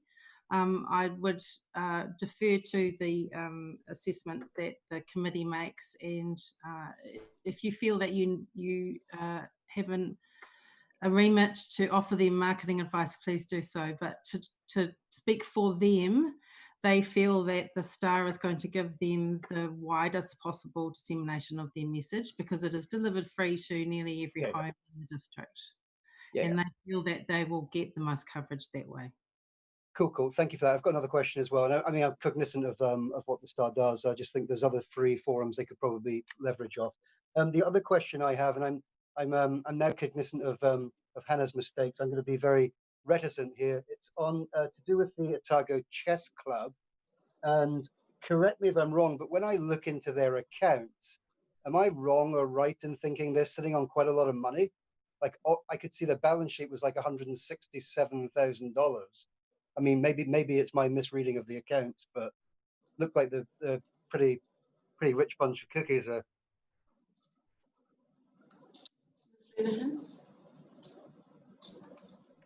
Oh, Councillor Walker, could you please clarify the question? Yeah, it's just the Otago Chess Club. Look, when I looked at the balance sheet, it looks like they have quite substantial reserves. Are you asking me if I can confirm that? Not particularly, but I'm certainly not an accountant, but I might be misreading the account. That just seems, if somebody was sitting on $167,000, seems strange that they come asking us for $1,000. Pardon me, I'm not able to comment on the wealth of the applicant. I've just assessed the grant on material that was presented to me. Okay. Well, maybe it's a comment for the rest of the subcommittee can take on board. So, can I refer to Ms. Gunn on that, please? Do you have any comment on that? No, I mean, the budget that I quickly pulled up doesn't have that level of money in it, but I mean, we do get asked by organisations that do have surplus funds to provide grants. That's not unusual across the board, and particularly in community, and they are more in our community of grants area, because often that they might be asset heavy in terms of physical asset or other assets, but not necessarily cash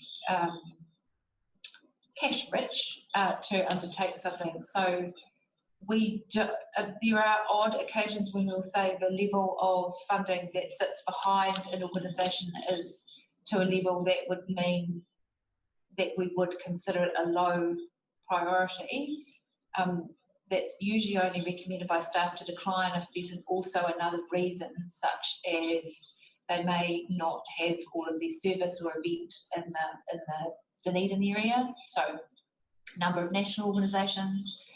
Again, there's nothing in our grants criteria that says we would not fund this based on the financial status of an organisation, though we might reduce the recommendation of the level of grant. So you could always suggest that specifically in this occasion we decrease the amount. That's a possibility. So I'll leave you with that thought, Councillor Walker.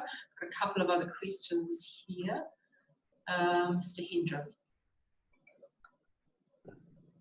Just further to Councillor Walker's query, just looking at their balance sheet, it actually, from what I can read anyway, their funds are actually a lot less, with 126,000 in assets through their land, and club rooms sitting at 29,000. So once you deduct those major amounts, it's closer, it's looking like it's about 16 to 18,000 that they actually have more cash in hand. So a lot less, I believe, so potentially why they have applied for this fund. For that, Councillor Barker.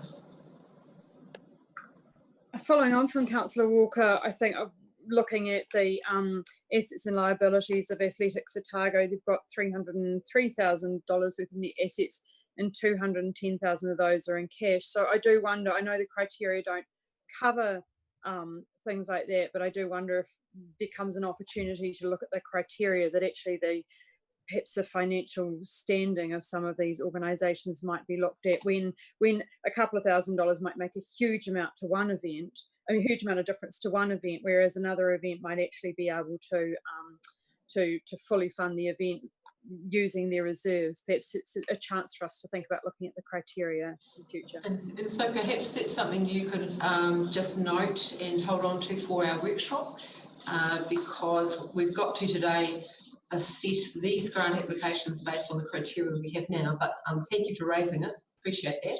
And any of you can suggest we decrease or increase or decline any of these based on the criteria we have now.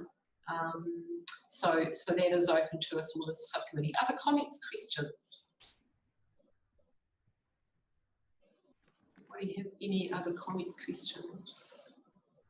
Councillor Walker, did that answer your query about the chess club? I just wanted to clarify.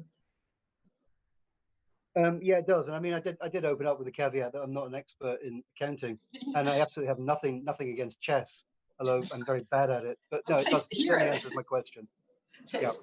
That's fine, thank you. Yes, let's go. We have previously, I think it's rare, as I said, but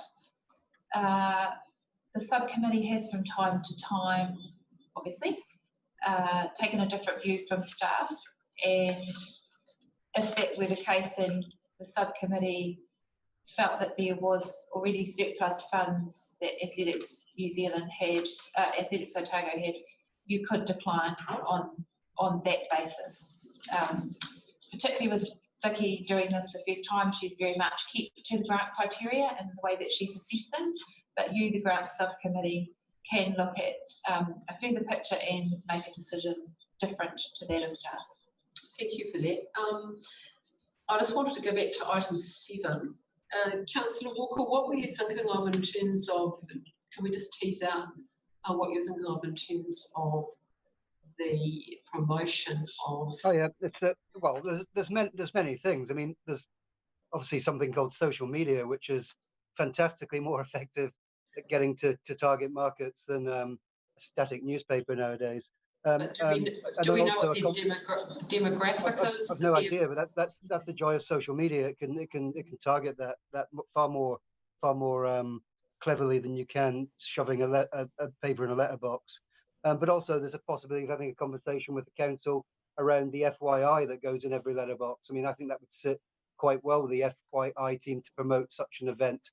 And also it's a good look for council to be promoting those sort of things. But you know, I just personally think the days of getting your message out via a newspaper is coming to an end, and it's an extremely expensive way of doing it. Thanks for that. I have a different view, which I'm going to voice. So this is my particular demographic, which is possibly the demographic that's keen on open gardens. And I'm just talking off the top of my head here, but my demographic, there are an awful lot of people that I know of in my networks who are not on social media at all. They're not on Facebook. They do emails and things, but they're not on social media. And so they would not be reached via social media. But they may well be reached through the Star. So swings and roundabouts, it depends on the demographic they're looking to target, I think. I feel more comfortable if I actually got a Star delivered through my letterbox, which I don't. Indeed. Yes, Ms. Gunn's got something to add. I just wanted to add with that particular application that staff can only assess on the application.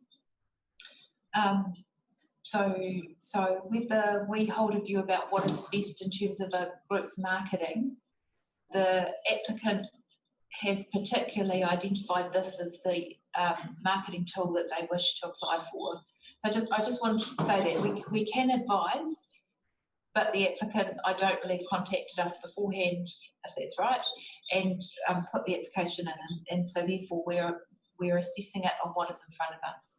Thank you for that reminder. And you can suggest we decline it, Councillor Walker, or decrease it. That's open to us. I'm certainly in this case do not want to be the Grinch who destroyed a day out in a garden. So I'm just giving my view, and I as ever will go with the majority view. But I don't want to propose anything. And that's an excellent point, though. And again, really good one for the workshop. Now I've got a couple of hands up. Councillor Barker. I just want to ask a question of staff around marketing. As a marketing expert, is there a marketing template or support for these events that can help them target their audience and use the appropriate media? If an applicant contacts us before they apply, we can have conversations with them and they're asking us for advice or our thoughts on where they could market their event as part of their application. We will certainly talk with them about ways that they can do that, a raft of ways: social media, print media, radio, all of those things. Not all our applicants actually contact us to ask for that information. We also hold, as the events team, from time to time, we facilitate professional development opportunities for event organisers across the city and invite them to those. And as part of that, they cover marketing and marketing concepts. Can I just pop in there? I was out last evening and met someone who runs an event and said how useful they'd found one of the professional development opportunities that we'd run recently on running events online, and so that was great to hear, and particularly in these times. One of the frustrations I have in this grants round is, and it's possibly to do with the times we're in, but staff do advise that applicants contact staff before they put their application in.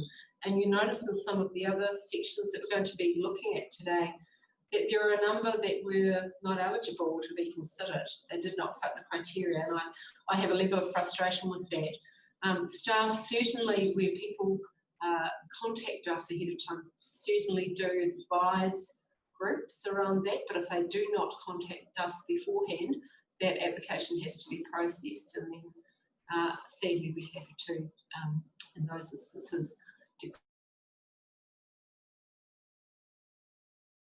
so I think we're making progress in some areas. Now, other questions? Ms. Malloy. I'm just following on from what Sophie said, and would it be too onerous to ask people to include their marketing plan as part of their application, where their marketing is the focus of their application or a large proportion of their budget, or insert collectively created criteria here? And perhaps that's a conversation for the workshop as well. But I mean, I would love Steve to come and talk to my boss about the value of print advertising these days. And I also take your point, Chris, and it is I think part of what people don't understand in the marketing sphere is you actually can't just advertise in one place, because you won't hit your demographic in only one place. $900 in the Star is, anyway, that's a detail. I'm not going to not support them at this stage. I would like to flag that I would like to decline number 1 based on that profit share and the level of grant funding and so on. Even though it's not a bank, it's still, I'm not comfortable with the idea of a profit share. I've noted that, Ms. Malloy, and that's the one I think we have questions about. I think Councillor Elder had her hand up. Councillor Elder, did you have a question? I'll come back to that, Ms. Malloy. No, I'm okay.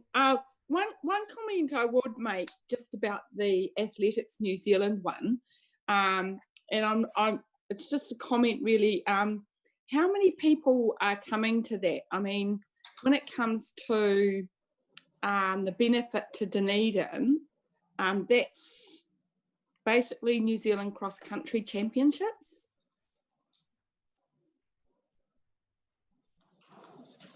Ms. Lenehan, do you have any comments on that? I think it was about 260. Yeah, I wasn't clear on that. Yes, that's the expected number of competitors, but they'll be bringing their entourages with them and they'll be spending the entire weekend in Dunedin.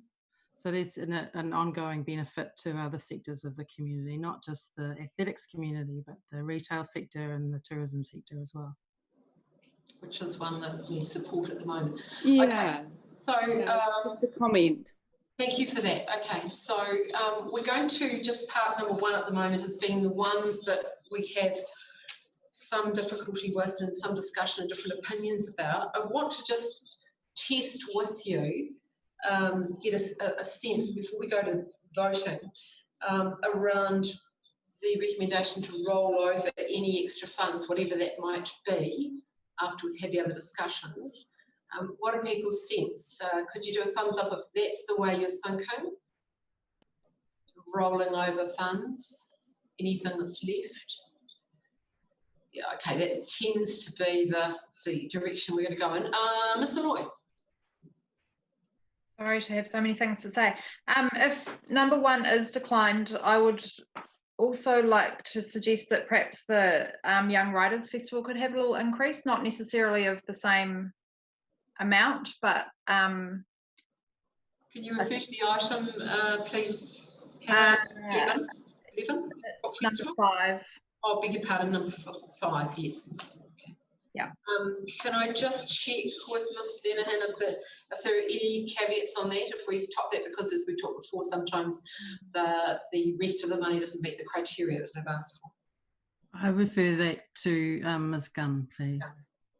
No, I don't think there's anything in the assessment that would prevent them getting more money. Okay, so that's number 5. All right.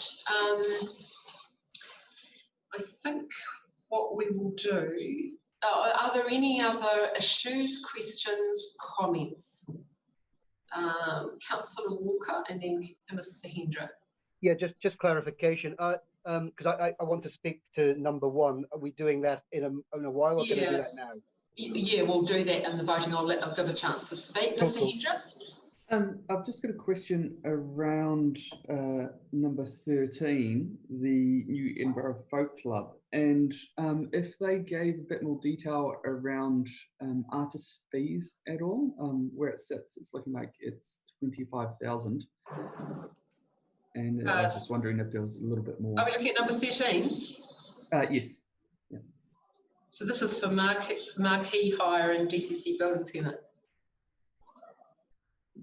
Yeah, but I was just wondering, looking at their budget as a whole, they've allocated 25,000 towards artist fees, and I was just wondering if there was a bit of clarity. I'm not objecting. I've just got a question around clarity. I believe that's what they applied for in Creative Communities.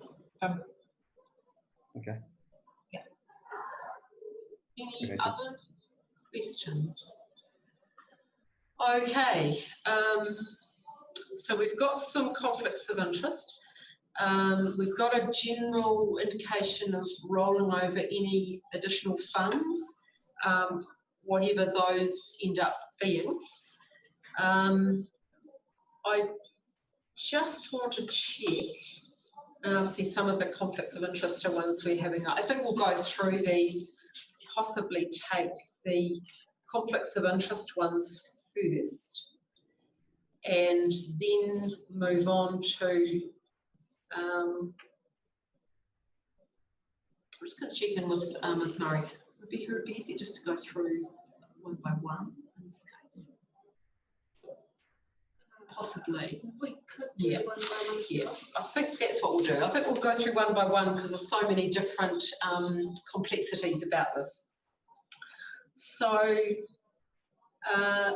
let's go with let's first of all go with a sense of what we'd like to increase or decrease. Before we go to the vote, can I just have a sense? So we've had a suggestion of declining, and we'll get to the vote on that, taking away the funding from number 1, but I don't know that we've got consensus on that, and increasing funding, if that does fail, increasing funding for number 5.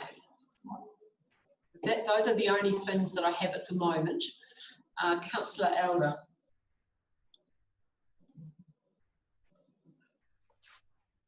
Should the motion for decline on number 1 fail, I would like to recommend a subsequent motion. All right, and also what's available to us is to roll that money over, put that in the pot to roll over. That's another possibility. I think we probably need to attend to number 1 first, because it seems to me that's going to impact others. Councillor Walker, another comment, question before we go to the vote? Yeah, can I now comment on number 1? We'll go to the motion, which I think Ms. Malloy may be wanting to move, and then we'll get a seconder, and then we'll do some discussion. Does that fit with what you'd like to do? Yes, right. Ms. Malloy, do you want to move something in relation to number 1? Can I move that we decline number 1? Okay, do you have a seconder? Councillor Barker seconding that, and now we've got time for discussion. So Councillor Walker. Yep, thank you. I got there eventually. Yeah, I'm actually dead set against declining this on a number of levels. Actually, we've been in lockdown for a long time. Sport has been at the centre of our sanity over what has been an arduous time. This event gets people out in the open, gets people healthy, not to mention the fact we're going to spend $2,000 on bringing 200, 300, 400 people into this city to help the people who have suffered most during the COVID-19 lockdown. So the return on investment is phenomenal outside of the health benefits and the benefits that generally the outdoors bring. So I would be worried if we were being asked if there's another 0 on this, for example, but $2,000 to invest in bringing people into the city to eat, drink, sleep, do whatever is going to be, is the reason alone I would support it, despite the fact that sport is something that we should be encouraging as a city. It's something we do well, along with education and wildlife. We're a sporting centre, so I absolutely support, not decline. I don't support the motion. Thank you. Ms. Davey-Notice. Thank you. I am asking if we are able to put a caveat on the provision of funding, that any profits were held by the local club. You can do that. You can do that if the motion is lost, then you can subsequently do that. Thank you. Councillor Elder. I would like to support this 2,000 for exactly the same reason as Steve has. You're not in support of the motion. I'm not in support for the same reason Steve has. The fact that we're bringing in so many people into Dunedin, and these people will have family and other people supporting them. And so at this time, our hospitality and retail sector do need that investment in them, and same with the tourism one, because people come here, they don't just run, they also go and visit our tourist destinations. And so in the light of post-COVID-19, I think an investment like this is worthwhile. And it's basically a nationwide thing. So domestic tourism being really, really important at this time. I do want to say that I won't support this motion because of that. My apologies, Ms. Malloy, I didn't give you the opportunity to speak off the mark, so would you like to do that now? I don't think I have anything further to add to what I've already said. I agree with Steve and Rachel that we do need to be supporting all of our sectors. I feel differently about the importance of sport and getting through the lockdown period. I think I would say the arts have supported me more than sport has, and that's just different.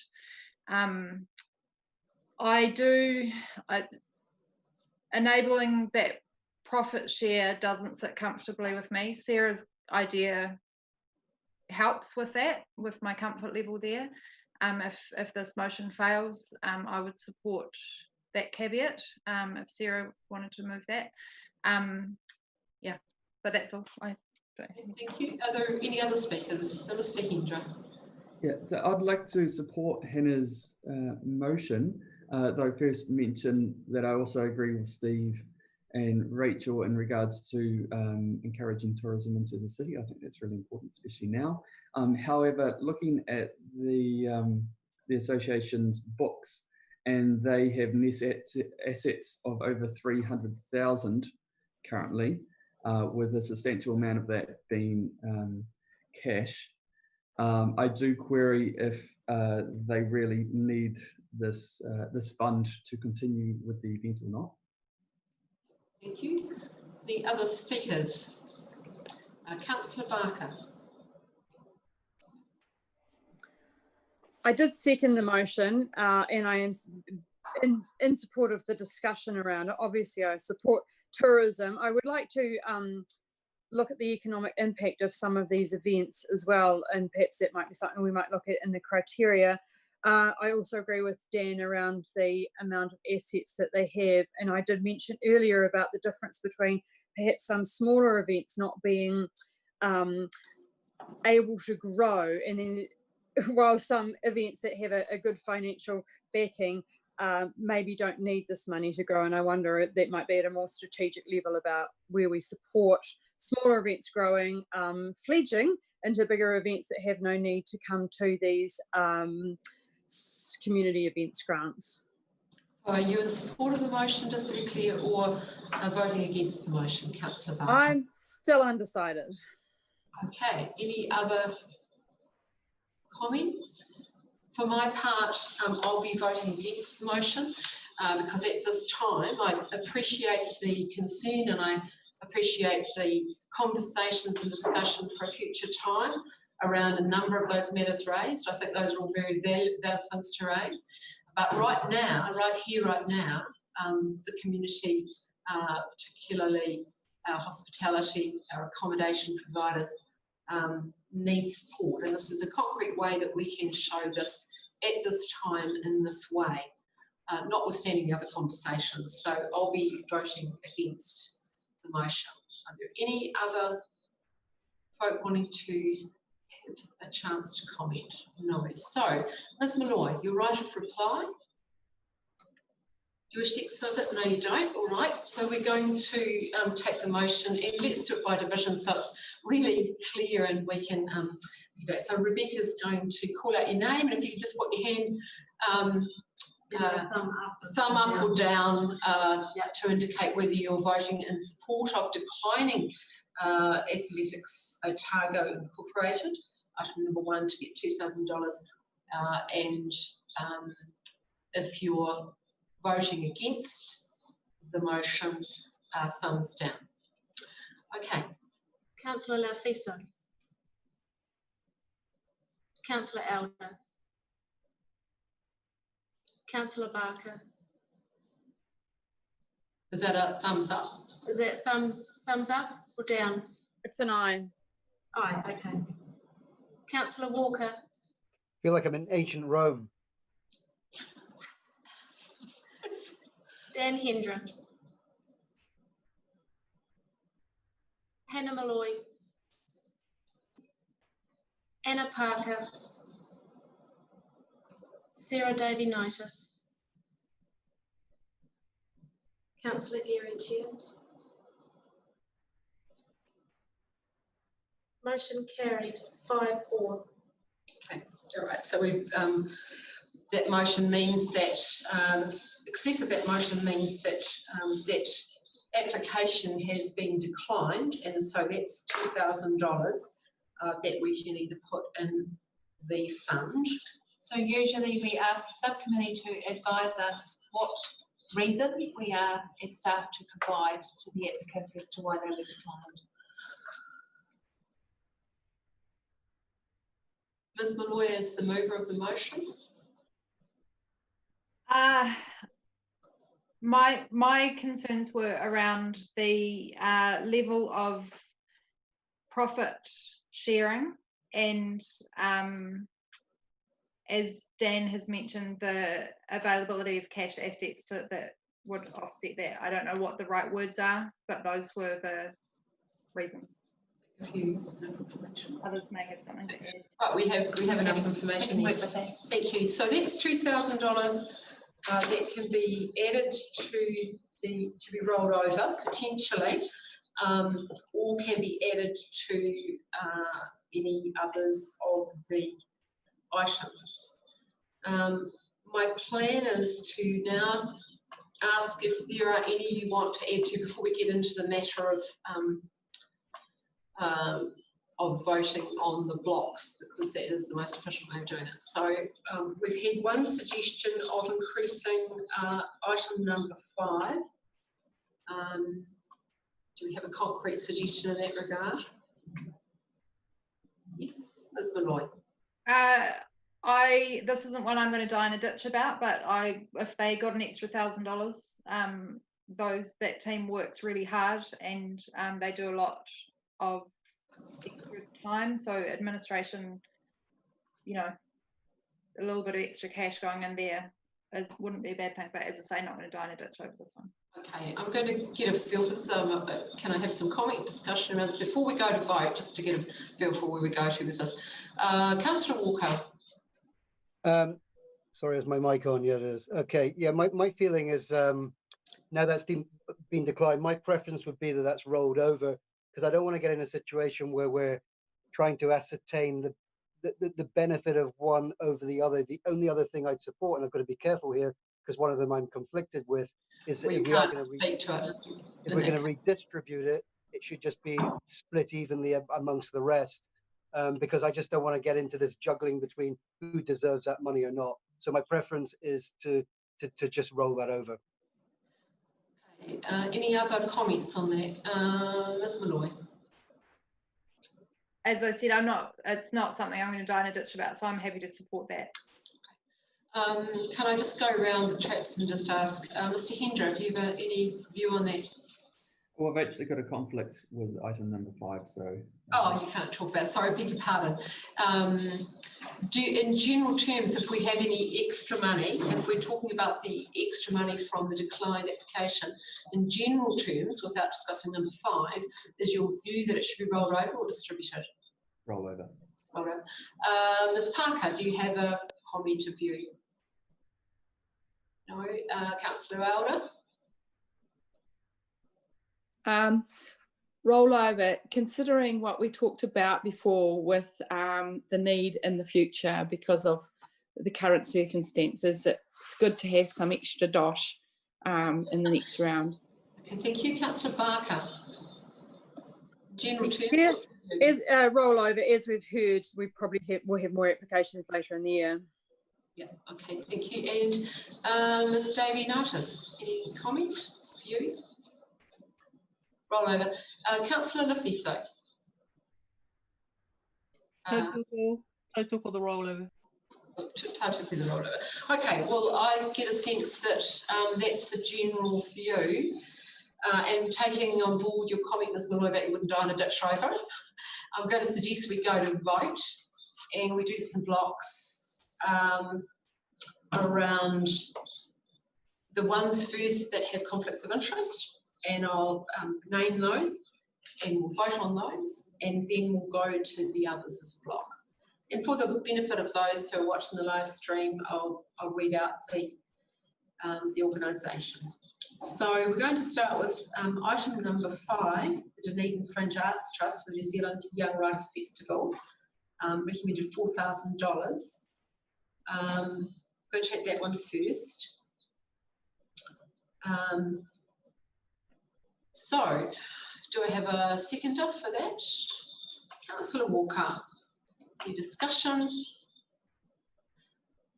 All those in favour? Against? I should have said that Mr. Hendra was standing back. That's carried. Thank you. Number 6 and 7, Councillor Barker has a conflict of interest, so she's going to step back from these two. Number 6 is Dunedin Midwinter Celebrations Summer Lights, an amount of $3,000. And number 7, Dunedin Open Gardens Association, an amount of $900. Do I have a seconder? Councillor Lefiso. Any discussion? I'm going to take the vote. All those in favour? Anyone against? Can't see Councillor Barker there. Oh, she's withdrawn, beg your pardon.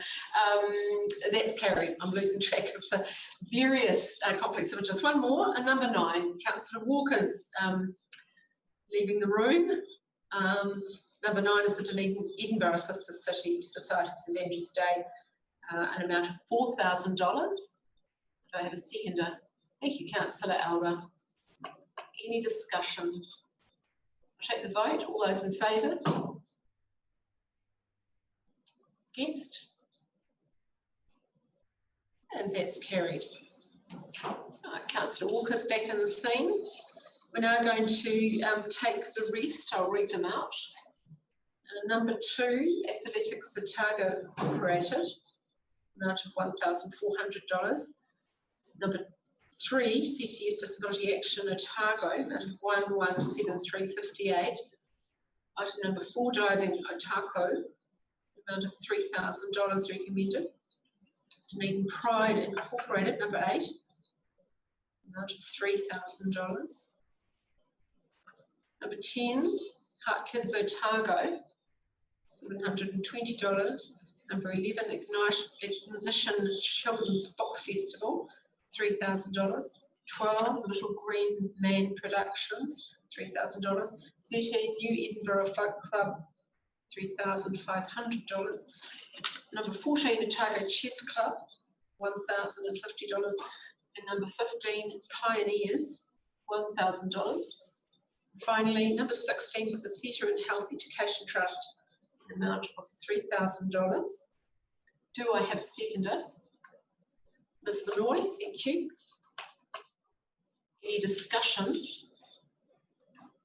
I'm going to take the vote. All those in favour? And anyone against? And that is carried. Ms. Pickett, could we just check with you the amount for potential rollover, please? See if it corresponds with the figure I have. The amount to roll over is $5,668.94. Thank you so much. So, do I have a motion from someone about this? Oh, well, I will move then. I will move that we roll over to the September round of $5,668.94. Councillor Lefiso is seconding that. Any discussion? I'm going to take the vote. All those in favour? Those against? That's carried. Thank you very much for your patience with that and for your discussion and the points raised. Right, we're going to move now on to community grants. And I'm going to ask, welcome Ms. Nuri, and welcome Ms. Tamimi. And who else have we got joining us? Mr. Coffee. Mr. Coffee. No grant subcommittee without Mr. Coffee. Welcome to you all. And you will have missed earlier my comments. Perhaps you missed earlier my comments thanking staff for their considerable efforts at this time. And certainly around the community grants, we know there's a huge need. And also, and also I just want to thank, because we have some new staff members, this is the first time again for some of these staff that they have done assessments on these. So thank you. You had that, the newness, and also lockdown and all of that to deal with. And I thank the applicants too for the difficulties they had to surmount to get their applications in. I'm going to turn to Ms. Gunn now and ask if we could have someone speaking to the report, please. Yeah, so just in general terms, before I hand over to the team for you to ask them questions about the specific assessments, there are a couple of things. One is that generally, as a rule, what we have done with our community grants is, as you will see, sort of recommended an amount of money across the board, and that's traditionally because it's very difficult for us as staff when they meet a criteria to say, you know, for example, the MS Society or the Heart Kids are more valuable, more important to our community than another organisation. It's very subjective, and so that has been the way in which we have done that, and groups have asked for a smaller amount of money. I also need to apologise in advance because I believe there had been an error, the partly due lack of communication over the COVID period with the team around 2 applications supporting the Chinese community. So I believe that we have in fact recommended declining an applicant that staff would have recommended, and recommended funding the application that we would have declined. Paul can speak more to that. And also just to note too, yes, our staff are new. In fact, Ms. Tamimi joined our team 2 weeks before lockdown, so she's yet to experience the real life of the council. But I will leave it to the team for you to ask questions of the specific assessments. Excellent, thanks, Ms. Gunn. And I was going to propose that we start with the declines actually, but let's begin by addressing that issue, if we could, Mr. Coffey. Yes, I'm sorry. This is our mistake. The Dunedin Chinese Culture and Arts Association. Item 7, can we just use the item number as well? Item 7, yes. Item 7 is a newer organisation than item 11, the Dunedin Seniors Chinese Association. Should I call them the Culture Association, came out of some concern around the practices of the Dunedin Seniors Association 2 years ago, maybe 3 years ago.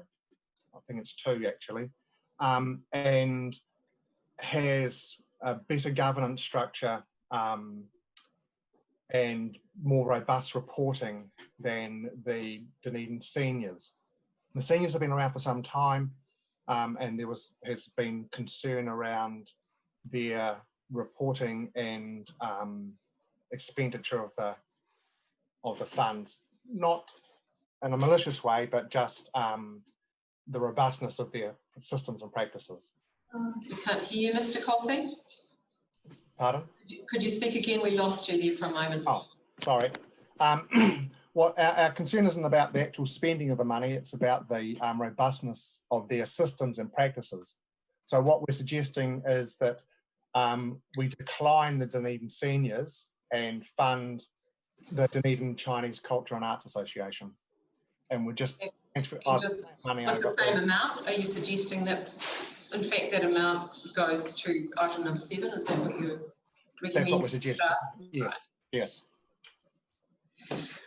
Would you like to speak to the other declines, please? And whether or not they, and I just preface this with the comment I made earlier that you wouldn't have heard, which was the frustration around groups that don't talk to the staff first. And so we have got a number, and as I understand it, please clarify this for us, a number we're declining in this group where they don't fit the criteria and we cannot grant the money. So could you speak to each of those, please? We've dealt with the Yes, certainly. So the next item would be item 14, Hearts Kids Otago.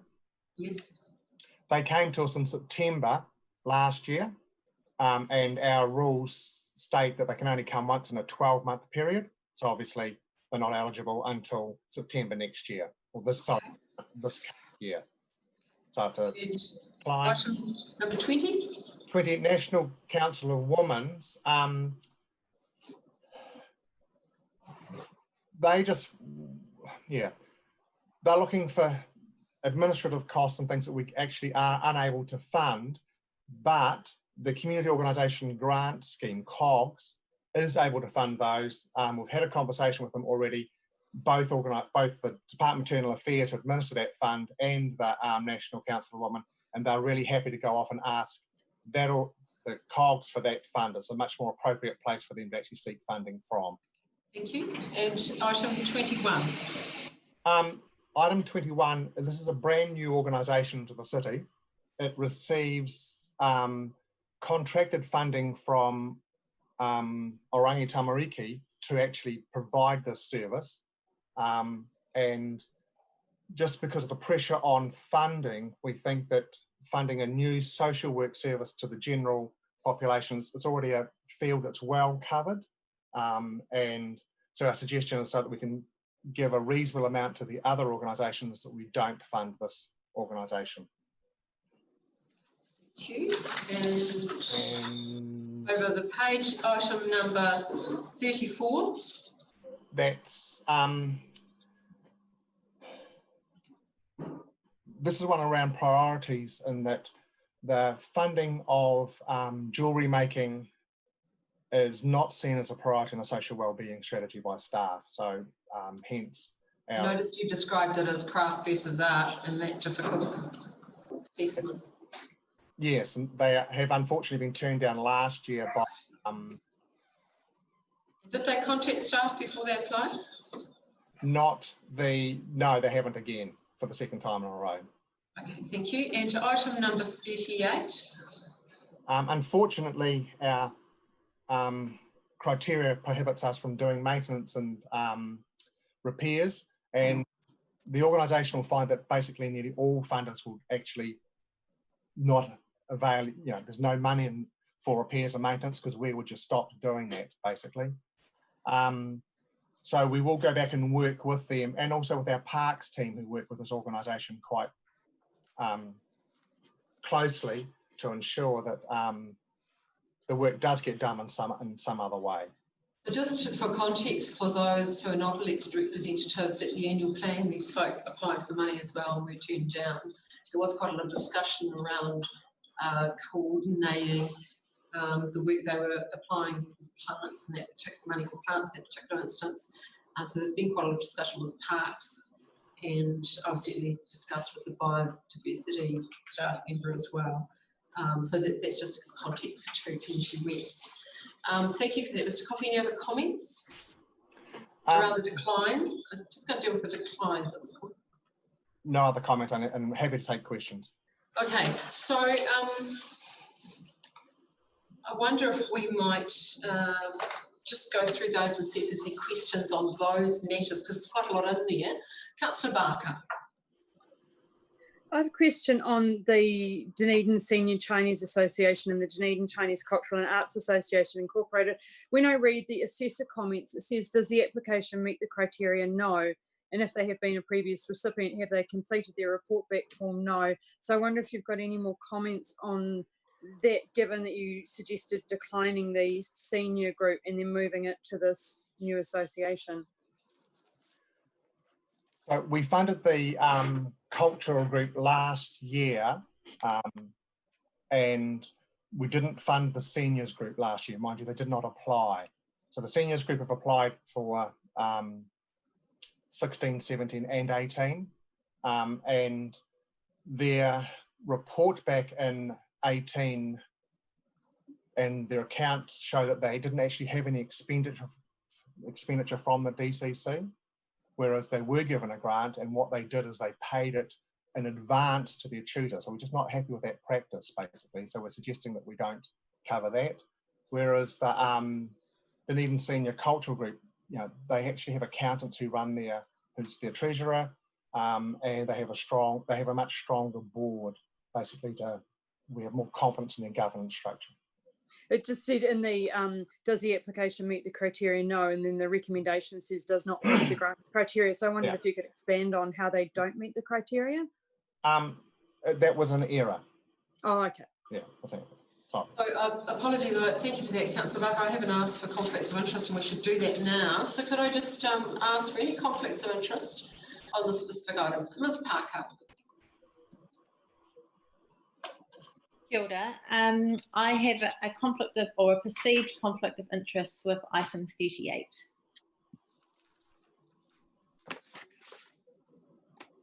Thank you for that. Other conflicts of interest? Councillor Elder, did you have conflict of interest?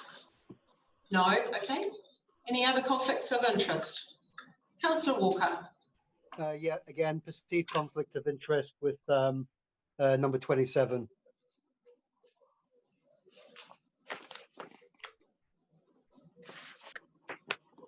Any others? I think we just have two in that case. Two conflicts of interest, Ms. Parker and Ms. Councillor Walker. Okay, going back to the declines, other questions for Mr. Coffey? Ms. Davies-Unitas. Thank you. The Open Home Foundation. Item number? 21, sorry. So it was for the to help fund the social worker's salary.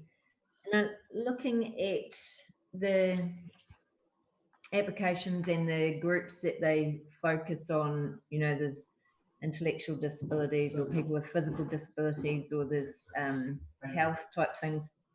This Open Home Foundation, looking at that 10 to 16-year-old at-risk youth, seemed there was one other group where I felt really worked with these kids.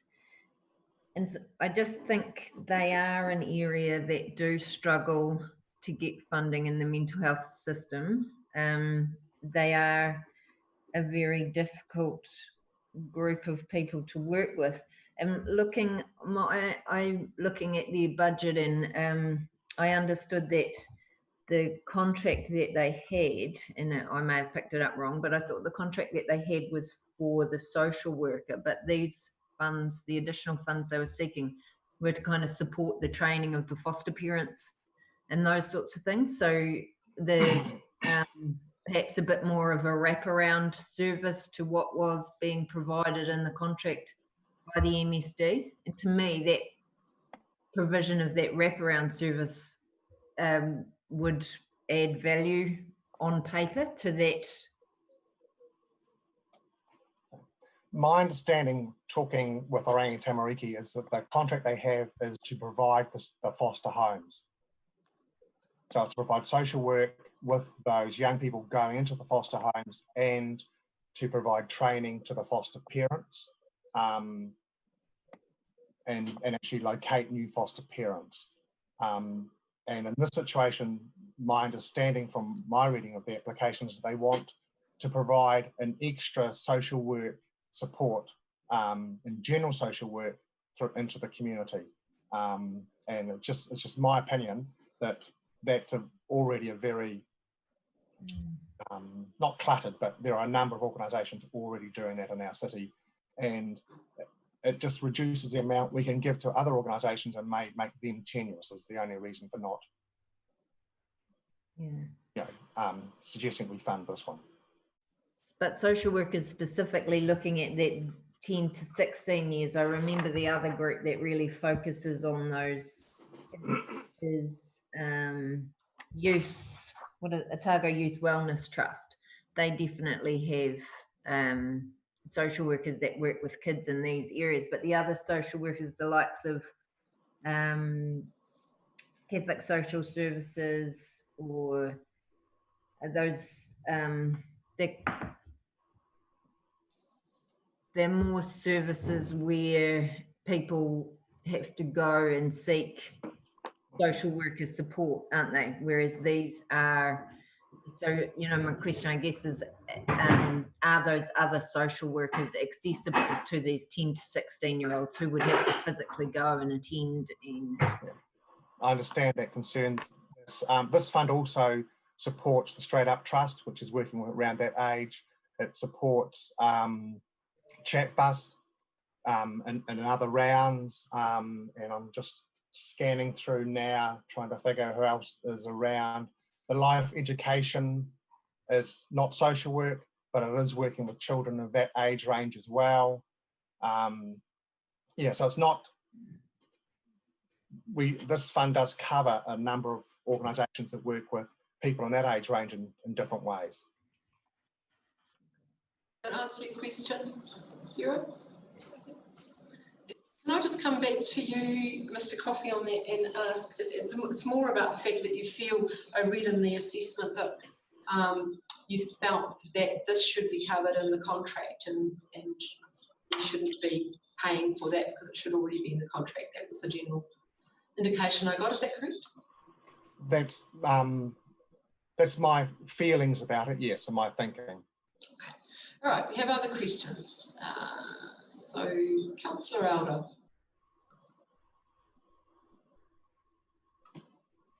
Just a wee sort of detail thing. Under the Dunedin Senior Chinese Association, they're asking for 3,080, and as we're divvying out evenly, when it comes to transferring that to the Dunedin Chinese Culture and Arts Festival, could we just put that extra 100 in, because it then makes it equal, well, it's actually $100.50 in to make it equal to the others of 3,180.50 cents. Can I just clarify? It's not a festival; it's an arts association. That's what you were talking about. Oh, yes. Sorry. Okay. And the amount that you were suggesting was what? Just equal to the others, because the senior association wanted only 3,080. Transferring that money into the Dunedin Chinese Cultural and Arts Association then means it's not equal to the divvying up that we do. The suggestion being that they get. Yes, yes, just to bring it in line, that's all. Okay, you can suggest that. Other hands up. Thank you for that, Councillor Lara. We can note that. Ms. Malloy. The bead making workshop, Paul, I don't know if you're the right person to answer this, it's very trivial, but would you see them fitting into the event grant instead of this one, perhaps? Would that be something that they could, that could be suggested to them for next time? We're happy to work with them and make suggestions where they could go to other places for grants. I don't know if it would fit as an event either, because I think they're talking about a dozen workshops, was it? Yeah, something. Estimation, from memory. Yeah, so we certainly, we're happy to work with them on making suggestions where else they could get funding. Yeah. Thank you, Mr. Coffey. Any other questions for staff, comments, suggestions at this point? Ms. Davey Notice, and then Ms. Parker. Just in relation to Rachel's point about the $3,180.50 versus the $3,080, I think, Rachel, it relates more to salaries. They've kind of divvied up any salaries distribution as being $3,180.50, but this is more generically covering the support of the classes rather than salaries. So that may not need to be $3,180.50 to be consistent, is my understanding.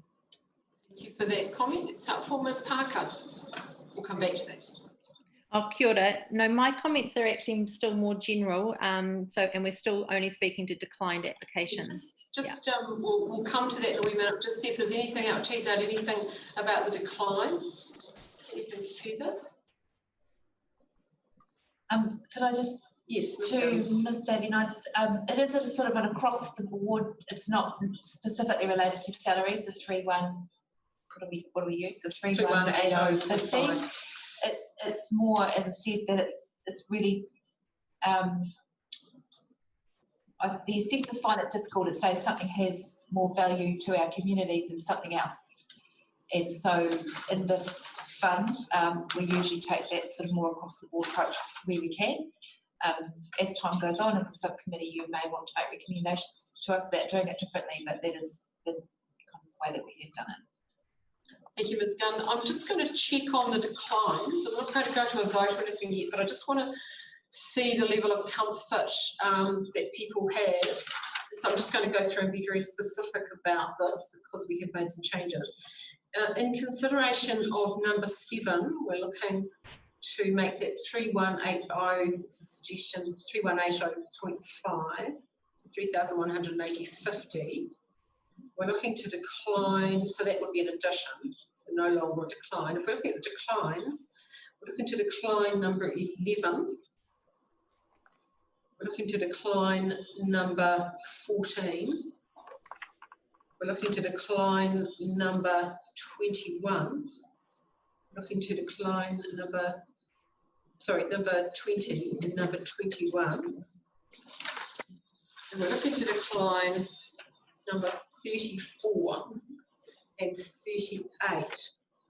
So what I want to check, there are a few conflicts of interest amongst those, is I just want to check in general terms, do we have a fair consensus on that? Do people have any other questions, issues around those declines, which we've had explained to us mostly about not meeting criteria? Anybody? Ms. Davies, yes? Just confirming that I wouldn't support declining number 21. 21, okay. That, any other indications? And that would come out in the vote. All right, okay, we'll just park that for now because, you know, there might be some changing of views once we go through the ones that have been recommended for approval. So we'll leave the voting right to the end when things become a little clearer. Mr. Coffey, would you like to speak to the rest of them, please? And I know Ms. Parker has, if you have anything more to say, and then Ms. Parker has a question around the rest of them. Yeah, I'm just happy to take questions as you go through. Okay, well, let's go straight to Ms. Parker's question. Okay, kia ora. Well, I just first of all just wanted to acknowledge the level of work that goes into these assessments and to the relationships with these groups and organisations. So thank you very much for serving our community in that way. And also just that many of the assessments themselves from staff did really demonstrate a deep care and respect for the organisations, and that was really appreciated in terms of reading those assessments. And I have heard, Joy, it was really useful for you to discuss a bit more of the rationale in terms of the even distribution of funds across these all of these different groups. And that was a question I had. It was around the whakaaro and the rationale of how, is it just that everybody who comes to the table, do they get an even portion, or are we being more strategic and looking at the impact that groups have towards the social wellbeing strategy?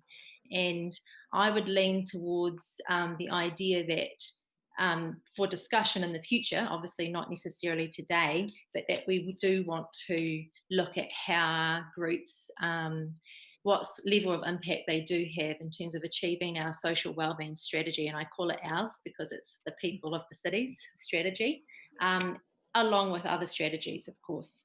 And so in terms of that, I do wonder about what level of evaluation there is in terms of the impact of this funding, community grants funding, and in terms of the reporting from groups. Do we get to see the reports from groups, and is there any analysis in terms of impact for that?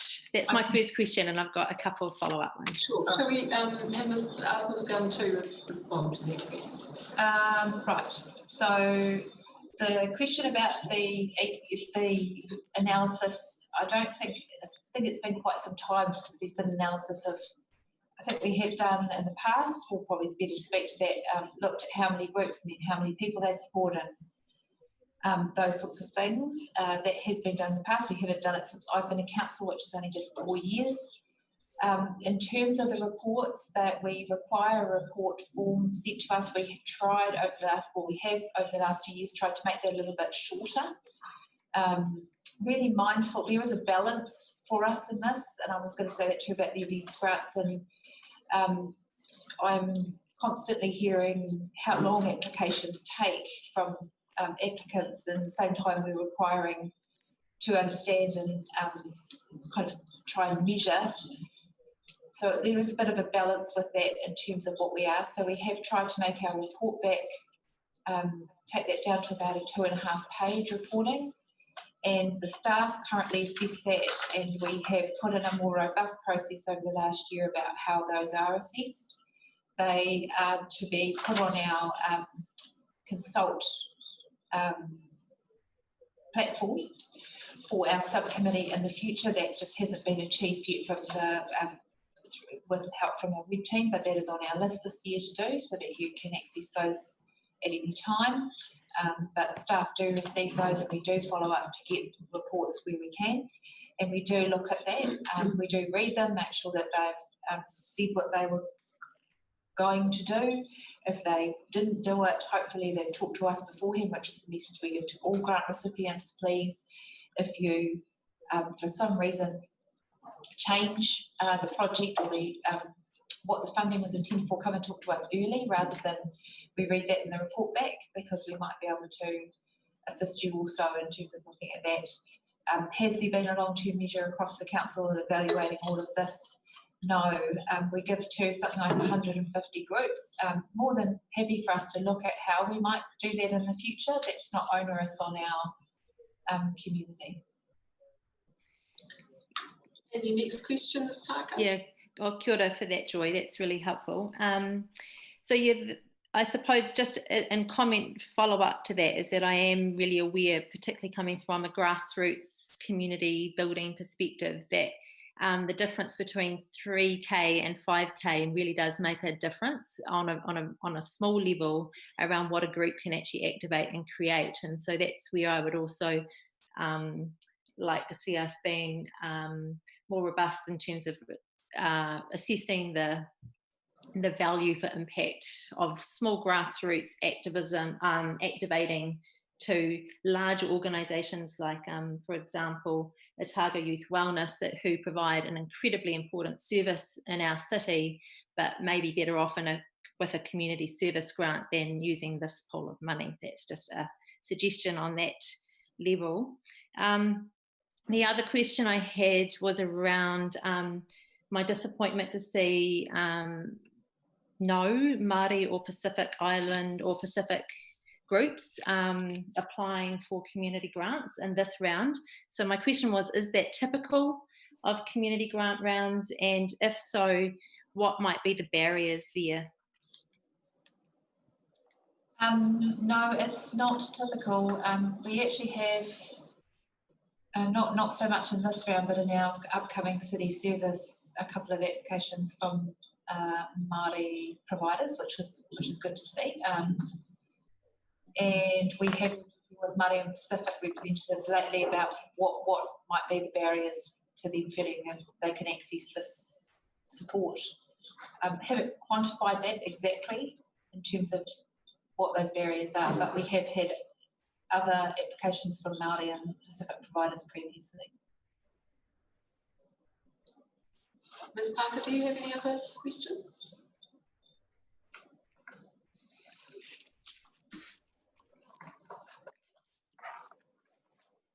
Do you have any other questions, Anna? No. Okay, thank you for that. Any other questions? Yes, Ms. Davianitis. Not really a question, but just following on from what Anna was saying about the diversity, I guess, in organisations that are applying and looking through the applications. It's often difficult with those national organisations, the likes of Arthritis New Zealand or there's different Otago Asthma Society, to appoint those ones that have that national body to try and figure out, you know, are those funds actually going to the local program?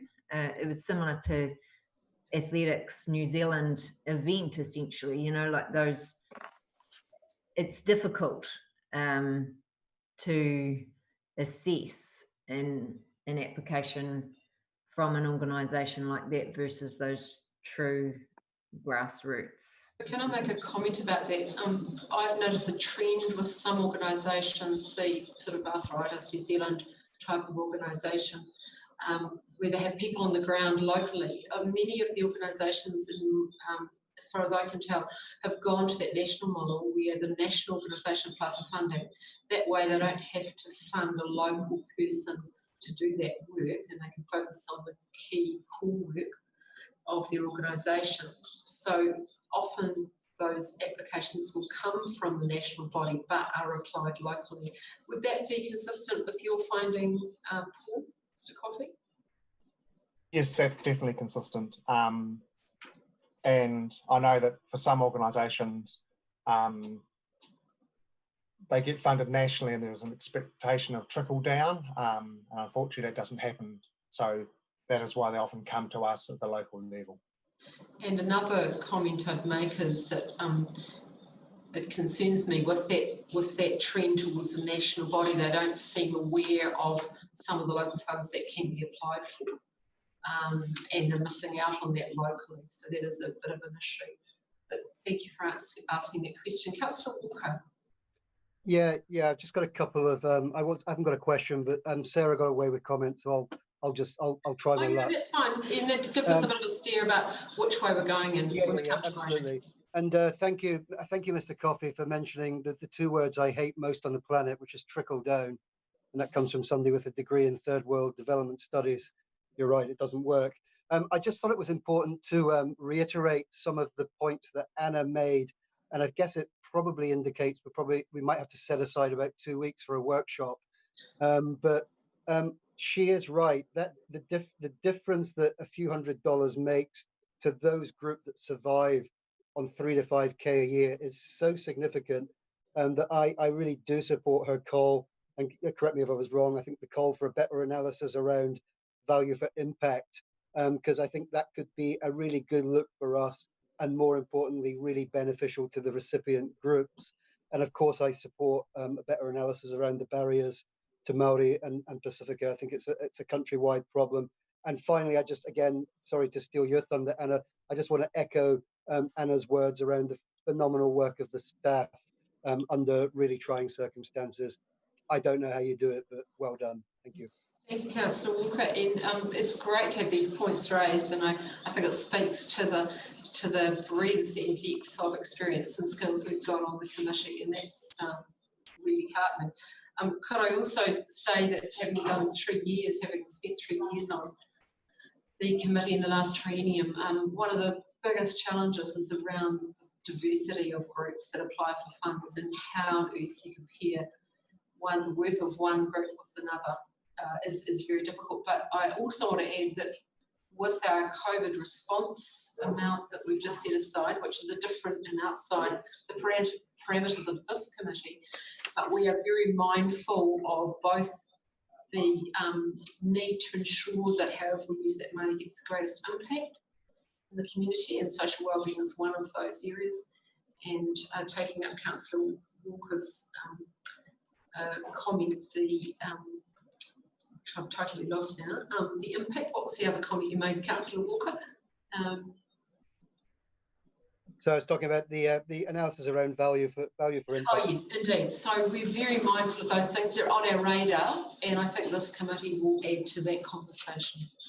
Okay, I'm going to suggest that we deal with the declines first, and I'm going to pick a couple of those out where we've got a conflict of interest, we've got a decline that wasn't on the original list, and then another one that we'll take those separately, and then the other three, I'll name them, and then we'll go to the approvals, including the one that's been suggested to get some money that happened, and then we'll go to the amount we have to roll over, and I'll consult with Ms Piggott before we go to that matter, and we'll look at what we might roll over, and then we'll go to lunch. I'm sure you're looking forward to that. So, with that in mind, I'm going to start with item 11, the Dunedin Senior Chinese Association, which has been recommended as a decline. Do I have a seconder for that? Councillor Walker. Do I have any discussion? And could you vote, please, with a raise of hands if you're in favour of that decline, if you support that decline, and those against, and that's carried. So that one has been declined. Item 38, I'm going to jump to item 38. And Ms Parker has a conflict of interest, so she's stepping back from that one. I'm going to move that number 38, the Tom Hawke Smale Speech Care Trust, be declined. Could I have a seconder? Thanks, Ms Malloy. And is there any discussion? And we're going to vote. All those in favour of declining item 38? All those against declining item 38?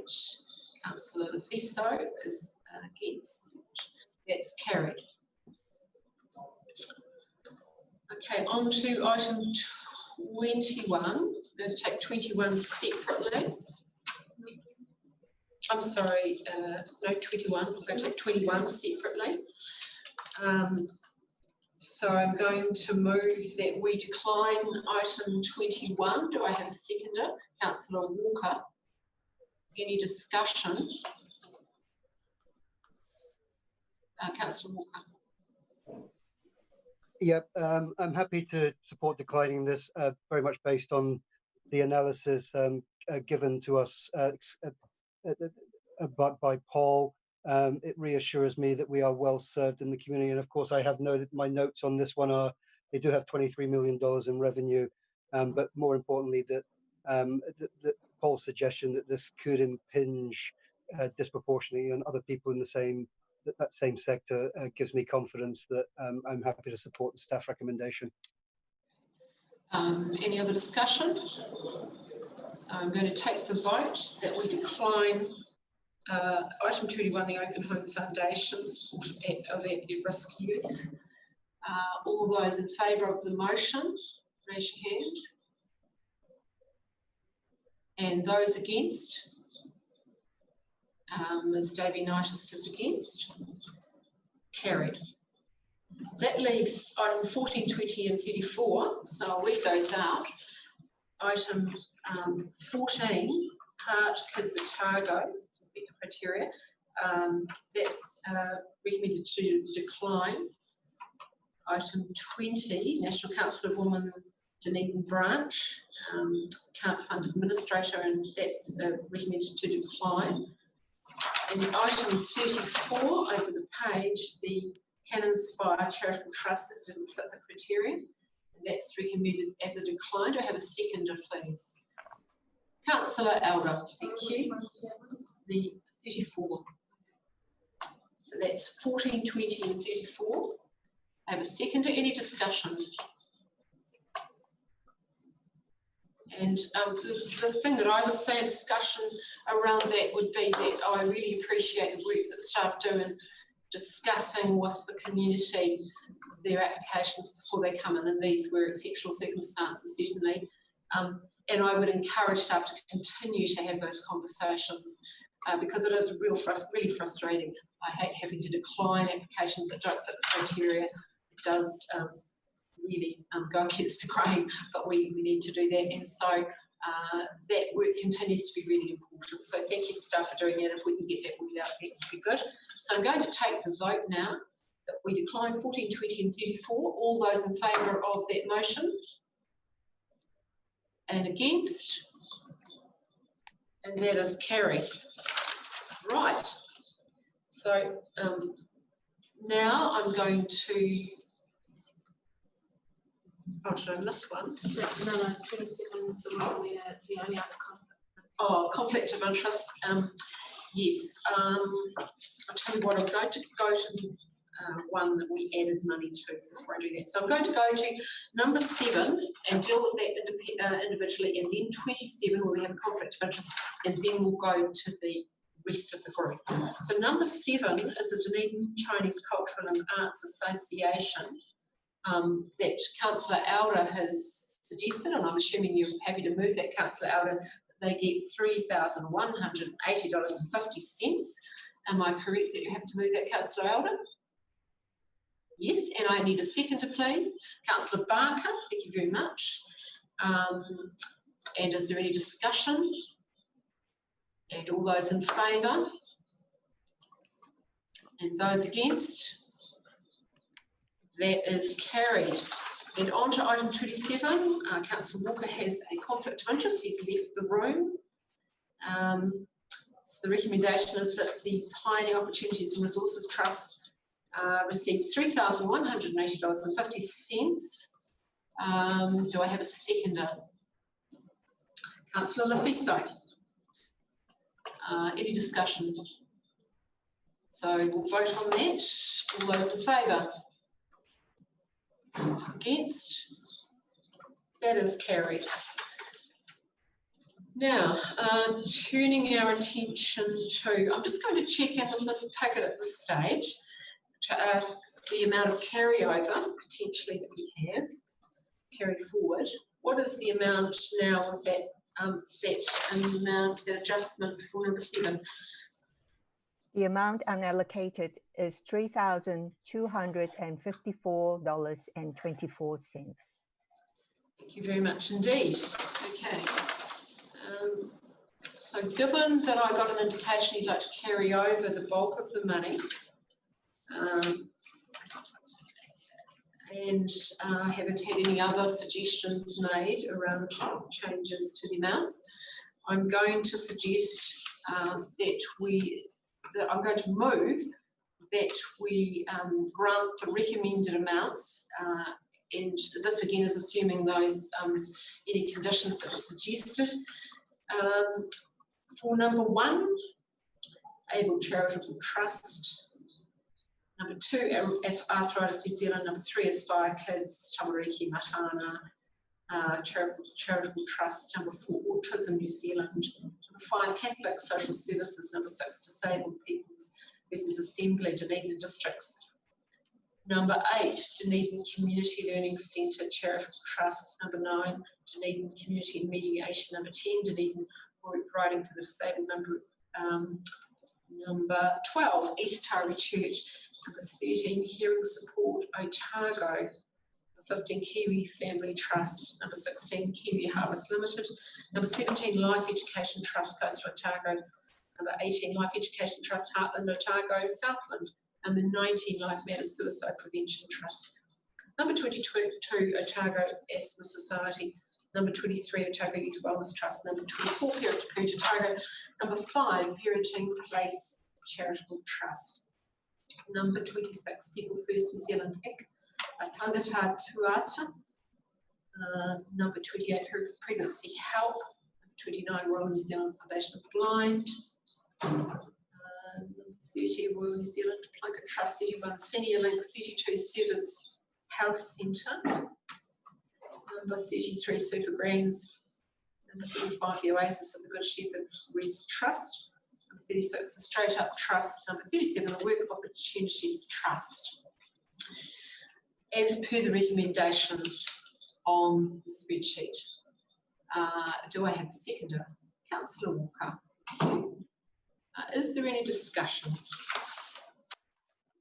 Ms. Parker. Kia ora, and my apologies if I'm getting some of this a little bit out of order, my first meeting and all. Yes, but my concerns really would be around the Life Education Trust being able to access two sections, two allotments of funds, and I understand that the structure of the organisation is separate, but just considering from my own evaluation of the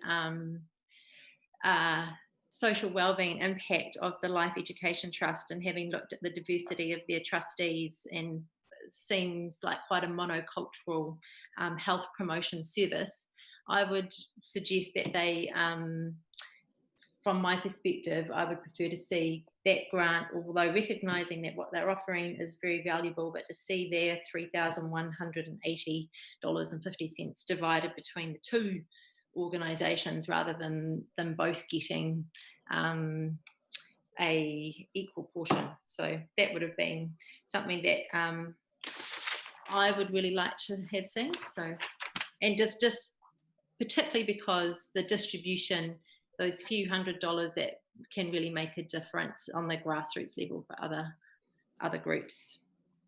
Okay, so we've got a motion on the table. We've had a seconder. We're in discussion. I'm prepared to take those two separately and then the rest. I could list them again. I'm just going to ask for some advice here. You have to stick with the motion, don't you? That's lost. Yes, she can. That's right. So we have to stick with the motion on the table, Ms. Parker. We probably needed to raise that earlier. If it fails, then you can certainly move something separately. But understand this is new to us all, and it's also new in Zoom too. But point taken. Any other discussion? Motion on the table. Oh, yes, Councillor Walker. Yeah, again, if people are concerned, as the chair has just alluded to, if we want to discuss what Anna's just raised, we can not vote for this particular motion. And while we're on the story of workshops, I think we need another item on there, which is monocultural trustees or boards. Thank you, Anna. Okay, thank you. All right, we've got quite a long list. I hope someone's capturing it. Yeah, yes, good, excellent. I'm assuming that. Okay, so we're going to take the vote because I don't see any other hands up. And so the motion on the table is that we support the recommended funding for the organisations I listed, which I believe covers all of the rest of the community grants. And I'm going to ask for a raise of hands of people who support the motion. Okay, and those against. Okay. Unless you want to take it by division. No. Would you like your vote noted? It just shows carried or lost, but you can have your. I just want to check with Councillor Walker because did you not second it, Councillor Walker? I second it, but you can second and still vote against. Oh yes, you can. I'm just checking. So sometimes the hands don't look I voted against it. I voted against it to try and bring Anna's. No, that's fine. Absolutely fine. Yeah. So the motion carried. And as I just asked, did you want your vote noted? That never bothers me. No, it doesn't matter. Okay, that's fine. That's fine. Okay, all right. think we've done everything with that, which is good. Is there anything that I haven't? Just going to do that leftover funds. Oh, we have to. Thank you for reminding me ahead of myself. So now Ms. Piggott, the amount remains the same, I'm assuming, 325,424. Correct. Thank you. So I'm looking for a motion around rolling that over. Do I have a motion? Councillor Elder. So you're happy for that? You're moving that the amount of 325,424 is rolled over to the September round? Yes. And did I see Mr. Hendra had his hand up? Was that a seconding it? Thank you very much indeed. Excellent. Any discussion? No discussion. I'll take the vote. All those in favour? Anyone against? And that is carried. Thank you. Okay, thank you for your patience. Thank you to staff for all of the work to get us to this, and we'll all be that much more experienced when we get to the next round. I just wanted to ask a question of Mr. Coffey, just rather than leaving that hanging, that question around organisations that have not specifically this one, but you can use that as an example where it crosses over within our city. There are two parts to it, if you like, and how we approach that. Yeah, so we're talking the Life Education Trust. Yeah. Yeah, so one branch, I think it's Heartland, does sort of Outram, Mosgiel, Green Island, Middlemarch. That's where they do. And the other branch does the northern section. And again, it's that real difficulty that we have, and how do you distinguish between those two organisations where you have, you know, the Christian helping agencies. There's 5 of them that all provide social work, and we support them in some way as well. So it's a fraught area, and with a lot of complications in it, and it's just, that's where it's just so hard for, as a committee, for you guys to make those decisions. So that is a really difficult area, but worthy of a further conversation. Ms. Malloy, got your hand up there. So this is a sort of general question. When was the criteria for these funds last reviewed, written? And is that something that, again, we might need a month for this workshop rather than 2 weeks, but is that something we could perhaps look at doing, or does that involve rewriting all the strategies that underpin them? The community grants, the majority of the grants criteria were written in 2015, with the exception of place-based community grants. Staff, under our policy, we can do some minor tweaking to those, which we have, just to try and clarify points that people have raised, that if something's not clear. There is nothing preventing the grant criteria being reviewed in this triennium. I would suggest it doesn't sit solely with the grant subcommittee, but would need consultation with the wider community about that. Okay, one more question, Ms. Davies-Knightis, and then we're going to move to a lunch adjournment. Sorry, I just want to check. I can't recall if in that last process we definitely had number 11, that Senior Chinese Association, in that first list of declines. Did we definitely cover that off? Yes, I believe we did. Yes, absolutely. We did that separately. Yeah, but thank you for making sure. Okay, so I'm going to move that we adjourn till 1:30, 12:30. We're a little bit at 1:30. We're a little bit late, taking a lunch break. Second of Councillor Lafiso. Do I see you seconding that? Thank you very much. And so we will adjourn. If you can switch off your cameras, please, and your sound buttons, and we'll do the same at this end. See you all at 1:30.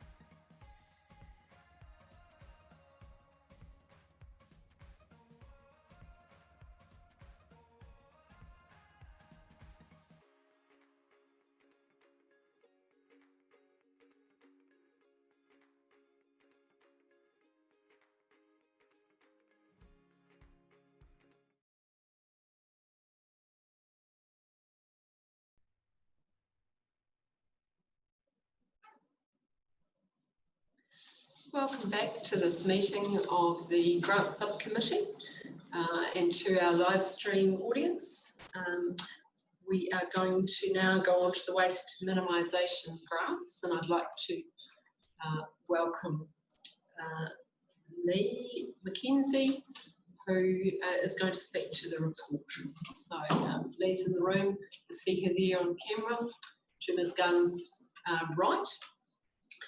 Welcome, Ms McKenzie, and I wonder if you could speak to the report, if you would.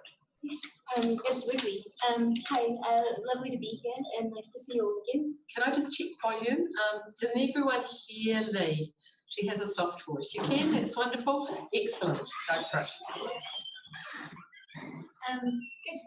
Okay, well, I think I'm pretty happy to just take questions. Right, okay. So we're doing small project grants. Okay, yep. Yes, so we're going to go to the small project grants. Are there any questions for Lee around those? No questions. I'm going to move that the subcommittee notes the approved funding allocated to organisations for waste minimisation small project grants. Do I have a seconder? Thank you, Councillor Lefiso. Any discussion? I'm going to take the vote. All those in favour? And against? And that's carried. So we'll move on now to the waste minimisation community projects, initiatives and grants, and see if there are any questions for Ms McKenzie.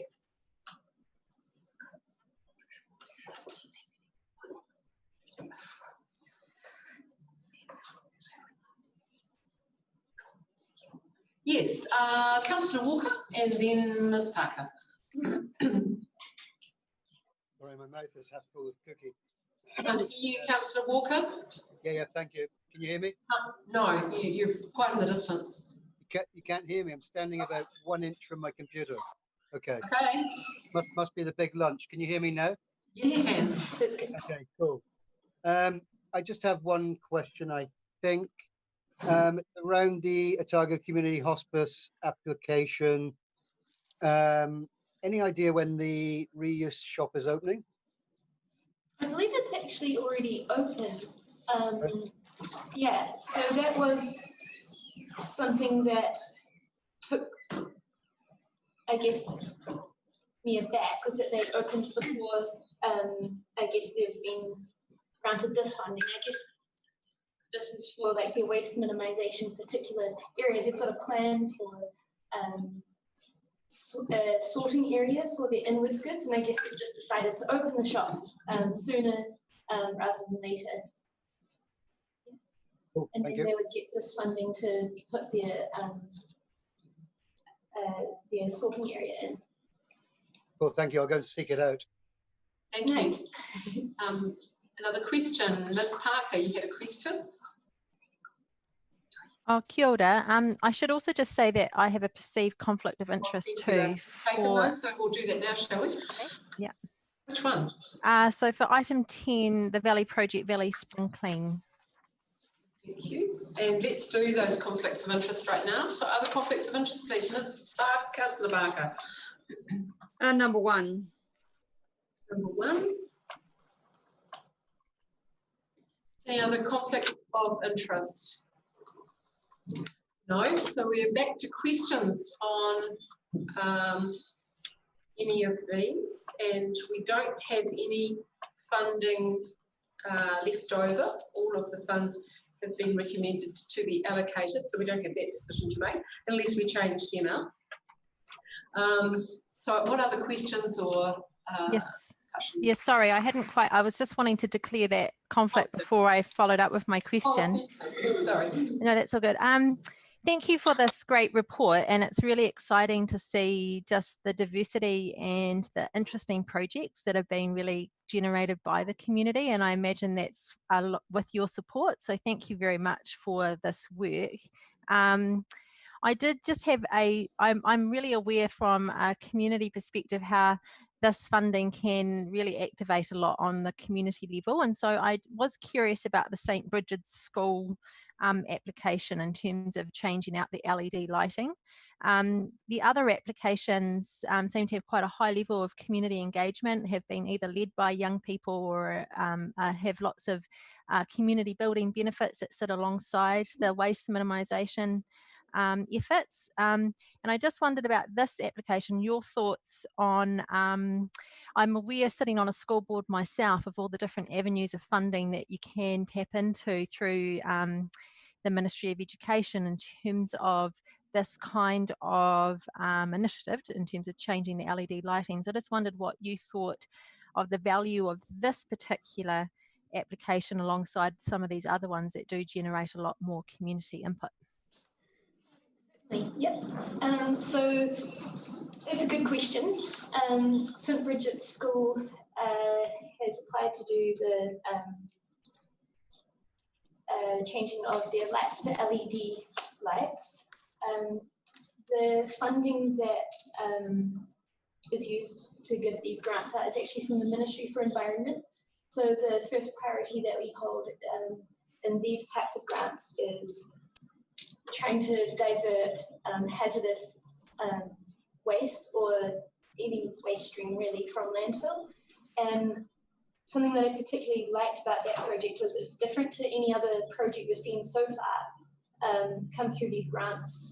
And so I guess it's adding to that diversity and also, yeah, the benefit to the community is definitely something that we value in these grants, but first off, it's about the amount of waste that's saved because it's from NFE and not from rates funded. Can I just clarify with you, Ms. McKenzie, we're administrating this a little as we do with Creative New Zealand, administrating that fund? Yes. Yes. Yes. Okay. Yeah. That does make a difference. Does that answer the question, Ms. Parker? It does, thank you. Right. Any other questions? Councillor Walker. Hello again. Can you hear me this time? Yes, I can. No problem at all. Everything's working as it should be. I just had a question around the Students for Environmental Action application, and I think it's a great application, as most of them are. It just seemed that this one had lots of moving parts. So I just wondered, Lee, if you had any comments on the logistics of this actually really coming together smoothly. Because when I read the application, although I liked philosophically the application, I did think to myself I wouldn't like to be part of it. So have you got any thoughts around that? Sorry, that's a really dumb question, I think. No, it's a good one. Yeah, so Seatago are partnering with the Sustainability Office at the university to try and run this event. And it will have a lot of different things going on. And it might be quite logistically difficult, but I think there's two spearheaders, and that's Jessica from the Sustainability Office and then Angus from Seatago. And they're both really competent people, and yeah, I think that it'll be worth funding. The students are an excellent attribute to the city, but it's also difficult sometimes on the waste front for us. At the end of each semester when people move, it can get quite wasteful. And we have, the university puts skips out each year, and it's something that would be really good to, I guess, see change in the city. I think that it would be quite worthwhile trying to, yeah, support them how we can, I guess. I think they've actually invited us at the DCC, our team, to run a stall alongside the event as well about recycling. Can I follow up your question, Councillor Walker, on that particular matter? You haven't finished it though, you go ahead. Yeah, thank you, Lee, and thank you very much for your diplomatic description of students. Ms. McKenzie, can you just tell me, are you recommending that it's subject to you getting consent? So I've actually recommended not funding the composting element at this point because they don't have the consent for that activity. So that's how you handled it. I Yeah, so didn't note that. funding all the other elements. Sure. Other questions on any of the applications? Okay. Does anyone want to suggest any changes to the amounts before we go to the voting part? Because that's the next thing left to us. Right. No other questions for Ms. McKenzie? No other suggestions? Okay. Well, what I'm going to do is we've got 2 conflicts of interest, so I'm going to take those first, and I'm going to take number 1 first, which is Columba College Enviro Club, and I'm going to move that we grant the amount recommended, which is $3,466.56. Do I have a seconder? Councillor Walker, thank you. Any discussion? I'll put it to the vote. All those in favour? Against? That's carried. And that was Councillor Barker, just to clarify, Councillor Barker was standing back from that one because she had a conflict. And the other one we have a conflict, and is number 10. So we'll take that one next. And Ms. Parker's got a conflict with that one. So the recommendation is that the Valley project be granted $3,466.56. A very specific amount, isn't it? I have a seconder in Ms. Galoy. Thank you. Is there any discussion? No. We'll take it to the vote. All those in favour? Those against? And that's carried. All right. So now we're going to go to the other groups. And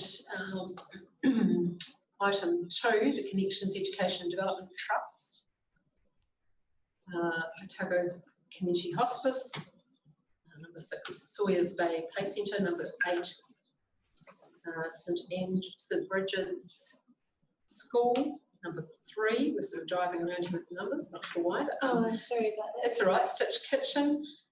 Number 7, Students for Environmental Action, Otago. Number 9, Te Ora Whānau Services. Number 4, the Malcolm Charitable Trust, and that's for the amounts recommended on your spreadsheets. Do I have a seconder? Mr. Hendrick, any discussion? Discussion, a raise of hands, all those in favour?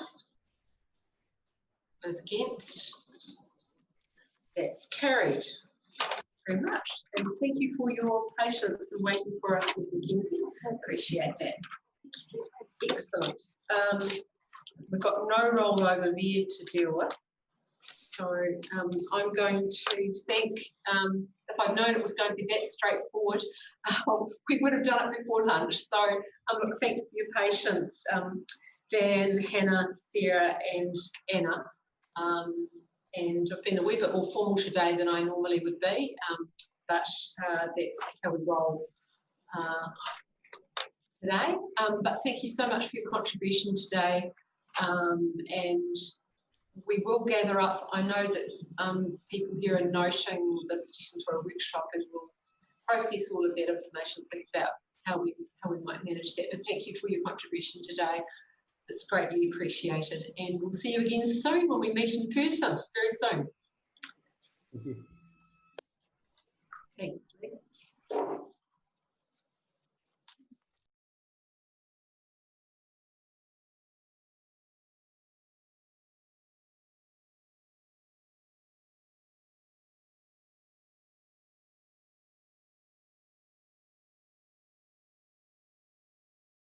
Wilson is our DOC representative, and Mr. Ewins, Richard Ewins, is our biodiversity officer. And we're now going to consider the biodiversity fund. We're beginning with the final reports on completed projects, and I'll just take you to that part of the while I find the page, in your agenda is page 38. And just ask if you'd like to speak to this, Mr. Ewens. Yes, this report is basically just a summary of the claims that have come in the last 6 months since the last grant subcommittee meeting. So yeah, there's several claims have come in, and it's sort of a pretty normal amount. And then a couple have been sort of foregone as well. The applicants didn't complete the project, so that money has come back to DCC. Yeah. So I have a couple of comments I wanted to make in this regard, and that was around applications this time, and we're going to go on to look at the new applications that seem to have improved considerably, and I really want to thank staff for the work that's done. I know that Mr. Ewens has been supporting the applicants and helping them work towards improving applications, and also doing a lot of work around tidying up the outstanding ones that haven't been claimed, and it's allowed us to put some more money into this round, so that has been really good. Could you comment on the item 10, just around the time period? So there's 34 grants remaining, totaling $123,373.18 from April 2017 to September 2019. And my understanding is that we've now got a 24-month period in which they can do that. That's the criteria. But for some of those, previously there wasn't a criteria, am I to understand that? And now we've got a range in that group of between 36 months and 24 months. But as we get those claimed, we'll have just 24 months will be the criteria. Is that correct? Yeah, that's pretty much spot on. So yeah, previous to reviewing the fund early last year, there was no explicit time frame on the claims on the agreements with the applicant, so it made it difficult to say, look, you must claim now. We went through a process last year of contacting everybody with outstanding grants older than 3 years, and we got all those grants sorted out. Ever since the April 2019 round, there's been a standard 24-month term on grants, so claim or forgo the grant within 24 months. On a case-by-case basis, we might extend it to 36 months. An example might be where people want to carry out plantings over successive seasons, just to work because of workload or size of the area they're working in. And so we do have a couple of grants like that at the moment. So over time, the amount of 3-year grants will reduce, and they'll be 90 to 95% 24-month terms. And another matter I just wanted to traverse before we get into discussing applications and so forth, I made Mr. Ewens aware of the discussion at our annual plan deliberations, and the extra bit of news is that, so I talked about the fact that the Tomahawk Snails Beach Care Trust was tuned down at our annual plan deliberations. They applied in an earlier fund today and we turned down because they didn't fit the criteria. But part of the discussion we had at annual plan was around appropriate planting and coordinated planting. And I wondered if you could just tell the subcommittee about the initiatives that have happened over lockdown that we were unaware of, because I think they'll be very interested to hear that. Sorry, that was around the planting information and appropriate planting. Oh, sorry, yes, so the native planting guide, yes. So DCC has produced a native planting guide for the community, which is a publicly available brochure or PDF download. We worked on that for quite a long time before I got here, and we finished it off over the last 6 months, and we had input from Department of Conservation on that. And so it's basically, it's aimed at, I guess, urban gardens and small revegetation projects. So it's a simple guide to how to get more natives on your patch of land. But associated with that, we developed a web map. So people can go online and search their addresses and get a species list of ecologically appropriate plants for that site, for that specific address. And that's based on work that we've had done by consultants in the past as well around ecosystem types and species lists associated with those ecosystems. So that's all up and on the website now. Unfortunately, we were going to have some publicity around it with Wild Dunedin, but COVID sort of put paid to that a wee bit. It did still get released with Wild Dunedin on the online festival website, but we'll try and crank out some more publicity around that, hopefully in the next 3 or 4 months. So thank you for that. That's really exciting. Before we go any further, so those were just introductory remarks. I'm just going to ask if there are any questions on the project completion reports on Dunedin Biodiversity Fund projects that Paul pages 38 on. Any questions for Mr. Ewens? So, Councillor Elder. The question I have is just what reasons do people give for the delays? Like, what are some of the barriers that are happening? Mostly people, well, in the past anyway, people have just taken it that they can take as long as they want to get these projects done. Some people genuinely forget they've had a grant and things like that. So now we are going to have a system where we give them 6 monthly reminders of the grant status. Yeah, and just maintain a little bit more contact, I think, and that should speed things up. Oh, thanks for that. Councillor Walker, did you have a question? Sorry, yeah, do you think I could have worked out mute by now? We've had so many bloody Zoom meetings. Thank you, Richard, for a fantastic report. And I just I've got a comment and a question. The report is fantastic, and I think as the day goes on, it's really good to see a breakdown of the project results, because most of the day we don't see that. So fantastic, and the pictorials are great, particularly as the day goes on. That's fantastic. My question is around the mode of funding. Obviously, the 50-50 thing that we do through this fund. 2 questions. Do you think that model in many ways, I guess, results in a more diligent outcome? And that's the first question. The second question is, do you think that model also is a barrier to some people applying to this fund? Yeah, so part one, yes, I do think it results in more diligent outcomes. I think also the way we have it, where you pay first and claim later, gives council more assurance that those projects are going to get carried out to standard. So I think that is a good setup. People have skin in the game, so they want to do it right. Second point, I think it is a barrier for some groups. Small groups particularly often don't have any cash, and so they can't front the money and claim it later.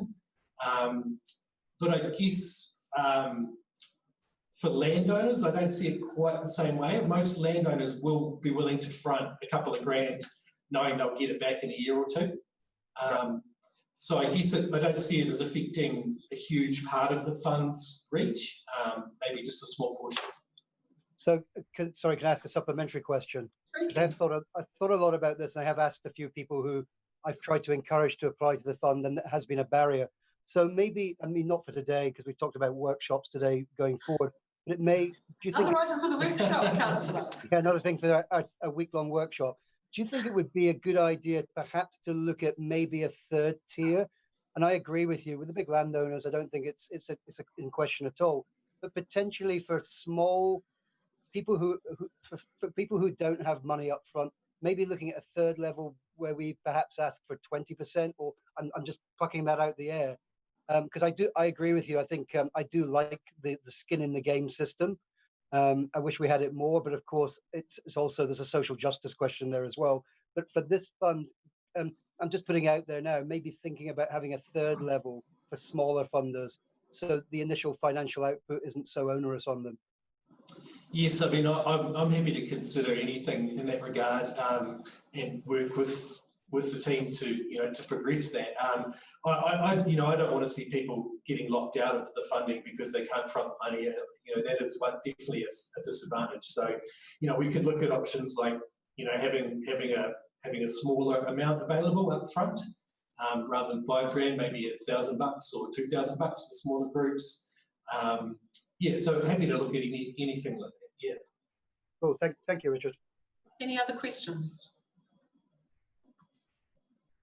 Okay, well, I'm going to move that the subcommittee notes the project completion reports on Dunedin Biodiversity Fund projects. Do I have a seconder? Councillor Lafiso. Any discussion? There being no discussion, take the vote. Those in favour? Those against? That's carried.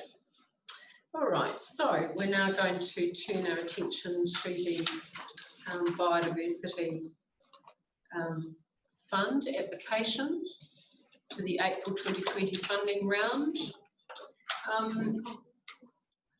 Oh yes, thank you. Let's start with any conflicts. That we'll get that out of the way first. Does anyone have any conflicts? No? Oh yes, Councillor Walker. Yeah, my membership of the New Zealand Sea Lion Trust precludes me from the application by the Aramoana Community Conservation Group. You have to name them because they're outnumbered. Anyone else? Councillor Barker. Number 10, Glenfellow Gardens. Oh yeah, there is a number, sorry, beg your pardon. Yep. Any other conflicts of interest? No? Okay. And I'm going to take it as read the conditions recommended by staff unless the committee raises any changes to those, so we'll take those as read. I'm going to kick off with some questions for Mr. Ewens, and this is around kind of something we talked about at annual plan deliberations a little bit. But I noticed that the prices for plants ranged from $7.50 and in one application was $17.71. And that astonished me really, that there was such a range of prices. Do you have any comment about that at all? Yes, the $17 per plant application, I consider to be from someone who's, it's a first time for them, and I'm not too sure where they were going with that because they didn't provide quotes. So that's the one where we've recommended a partial allocation to bring that price down to between $7.50 and $10 per plant. So that's the range you look at? That's the number I generally work on, $7.50 to $10. It gives a little bit of flex because some plants cost $15, some cost $2, depending on what you're planting. So. Sure. So that was my question. Can I ask if there are any other questions? Councillor Albert.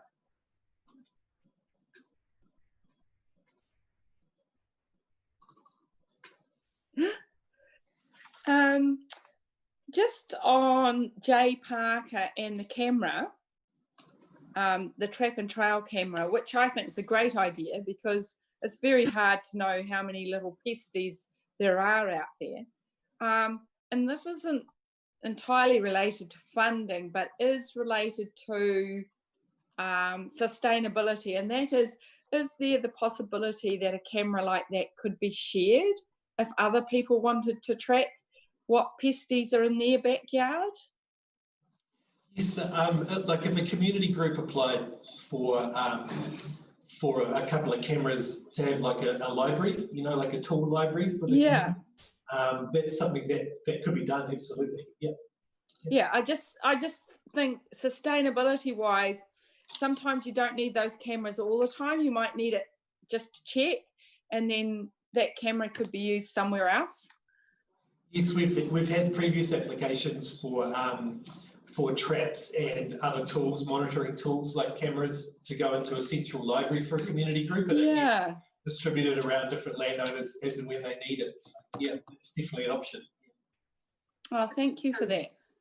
Thank you, Councillor. Other questions? Councillor Walker. I assume we're just on, are we on general questions around the application? Yeah. Okay, yeah, I have a few. Go for it. They're all very friendly as well. In terms of the Glenfellow Gardens sycamore removal, which of course I'm a very big fan, can I just confirm that they're using ex-basil? Is that? I believe that's the chemical they're using. I'm not 100% on that, but I could get back to you on that one. Yeah, I imagine it is looking at the standing dead trees in the pictures. And that leads on to another question. A lot of the applications mention herbicides and chemicals and Agent Orange, etc. Is that something that comes into your analysis when judging, when we're weighing up whether it should be funded, the type and noxious nature of herbicides, or is it not? It's not, to be honest. I think the tools that are legally registered for use in New Zealand follow the use is by label, specifically with herbicides. They follow the label instructions. We can only assume that they're doing that.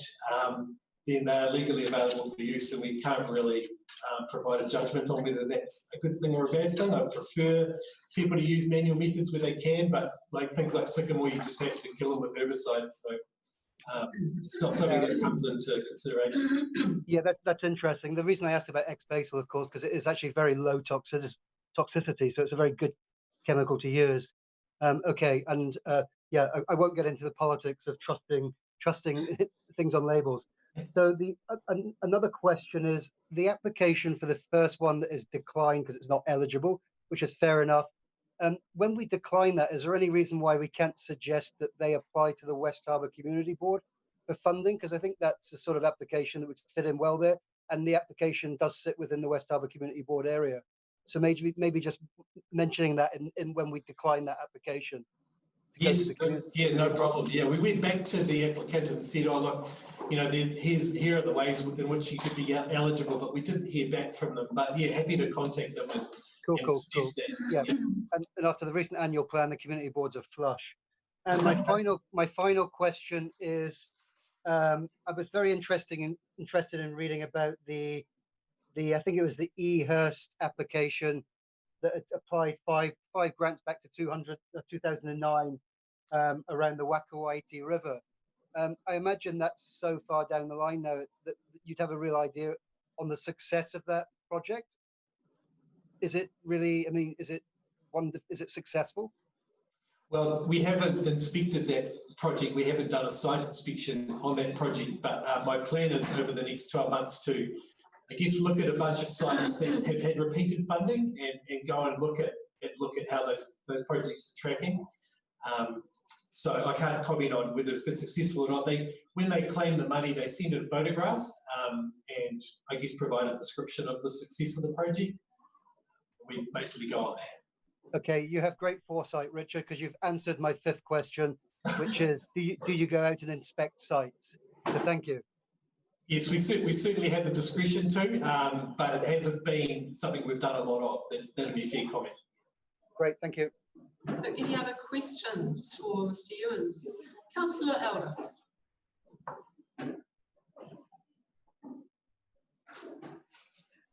Something we talked about in annual plan and something that I suppose is related is, does your group look at upcoming government grants to look at how we can market those to some of the people who might want to use the funds?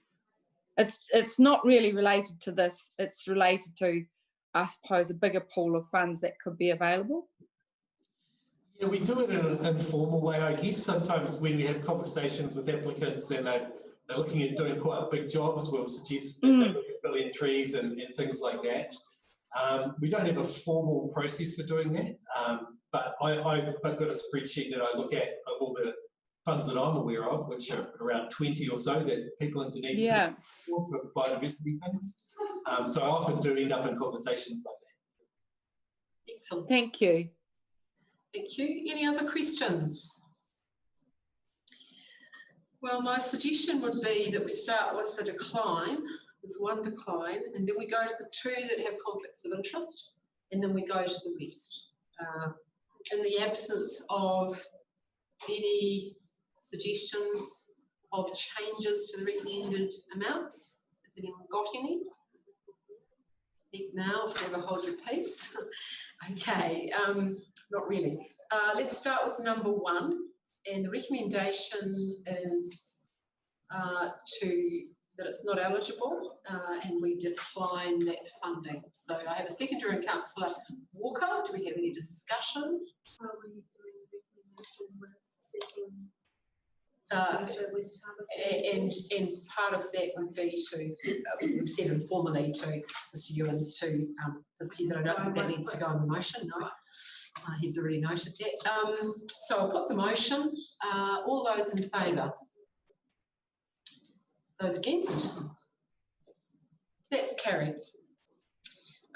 Moving on to number 8, which is the Aramoana Community Conservation Trust, and Councillor Walker's stepped out of the room for this one.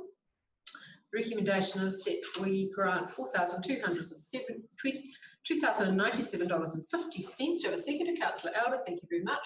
Any discussion? There being no discussion, I'll put the motion. All those in favour? All those against? It's carried. Item 10. Councillor Barker has a conflict, so she'll step back from this one. You're back in the room, Councillor Walker. I've just got to get the right amount because these don't quite line up. Is this one 5,000? Mine doesn't line up. Can you just confirm that, please? Glenfelloc is 3306. Right, 3306 is just, yeah, I want to make sure of that because. Okay, Glenfelloc Garden 3306. Do I have a seconder? Councillor Leviso. Any discussion? There being no discussion, I'll put the motion. All those in favour? Those against? It's carried. We welcome you back, Councillor Barker. Thank you. All right, so we'll take the rest now. Just want to check something with Ms Murray.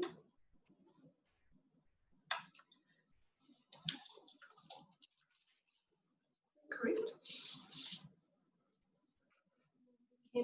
Yeah, I just want to check in with you, Mr Wilson. You know you're eligible to vote. That's part of your being here. All right, yep, no apologies. I was not aware of that, but I would have voted in favour of all those ones there. Sorry. So you're welcome. It's fine. We've got more to go. Never fear. Have a chat to Richard after this. Okay.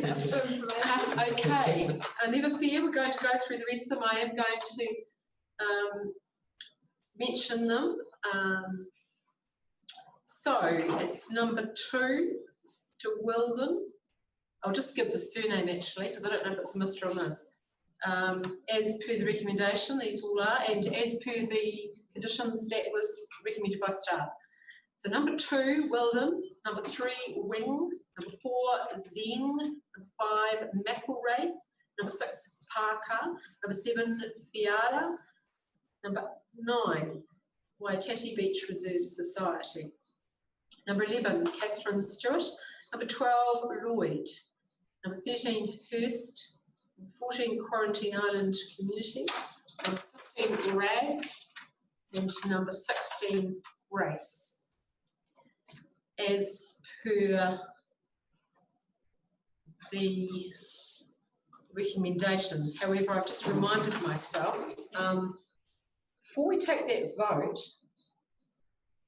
I haven't got a seconder yet, so I'm lucky.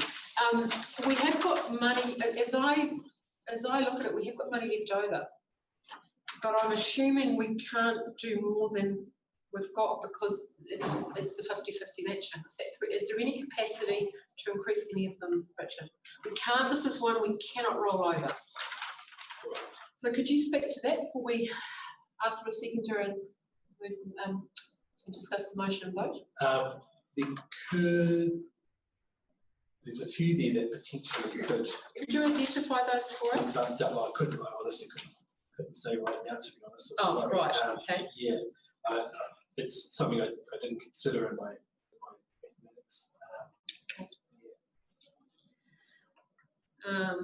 Well, I think we'll have to proceed as per the recommendations then, and know that the money will go to another part of council that needs it in these times. That's all very important, so we can feel we can feel positive about that. So getting back to my recommendation, that the ones I read out, we were looking to grant as per the recommendations of staff, with the conditions as per staff comments. Do I have a seconder?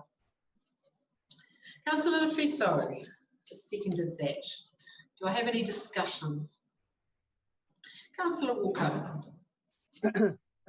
Yeah, just going back to just the situation there with money held over. 2 points, I guess. Obviously, in this situation where there's co-funding, we're just not in a position to speak on the potential financial capabilities of the people running the projects. But it probably would be worth noting for the future, in case there's an indication that there's likely to be an excess, that perhaps the team led by Richard could have a conversation prior, whenever that is, could be a month to, with the applicants, making them aware that there may be residual funds, and would they be in a position, if we got to this situation again, would they agree to take up a potential amount? I'm sure you can work out the detail, just so we don't get into this situation again. Yeah, thanks, sure. Councillor Walker. And normally we can have those discussions at the time, but this hasn't been the case. And also, the other thing to keep in mind is that this is unusual in that we're not able to hold it over. We did explore that quite extensively because my comment was the environment doesn't go away. Also draw your attention to the fact that we had an extra $40,000 this time. So we were able to meet a lot of the applications in a way that we wouldn't have previously been able to, which is really good news. So while I hate to let a bit of money slip through the fingers, the good part of it is we had an extra $40,000 to distribute because of that unclaimed money. So we can be very confident about that. And be assured, Councillor Walker, it will be going to another worthwhile part of our cost-saving efforts, if that helps. So no comment. So can I ask? I think we've probably exhausted the discussion, but I'll just check any further discussion. No? All right, well, I'm going to take the vote. All those in favour? Against? There being none, that is carried. Thank you very much indeed. And I thank Mr Ewens for his considerable work, and so I know he has been working, as I said, with many applicants, and I was really heartened to hear that the quality of the applications has increased considerably, and we don't have a whole lot of, and previously we've had a number of, 2 or 3 declines, and each one don't fit the criteria. So I know that's improved the capability of, and Mr Ewens and I have had a conversation about the various nurseries in town. One of the themes, I think I said in the annual plan deliberations, that's run through these discussions in the previous training, and Councillor Lafiso might remember this, is around appropriate planting, and as we heard, that's been addressed around sourcing those plants, and that's been addressed. And Mr Ewens is in conversations with parks around the kinds of things we talked about at annual planning. So my feeling is this kind of time has come that the efforts around the city, it's a little bit like the pest control work, it's all coming to a head, and there's a lot of fantastic work going on. I think we can take heart that we're making a difference with that. I'd really like to hear from Mr Wilson. If you've got any comments around anything to do with the fund, it would be really good to hear from you. Not specifically. I think it's good to see. It's always unfortunate if the funds can't be fully allocated, but I do take the point that there was money held over to make this a bigger pool than usual.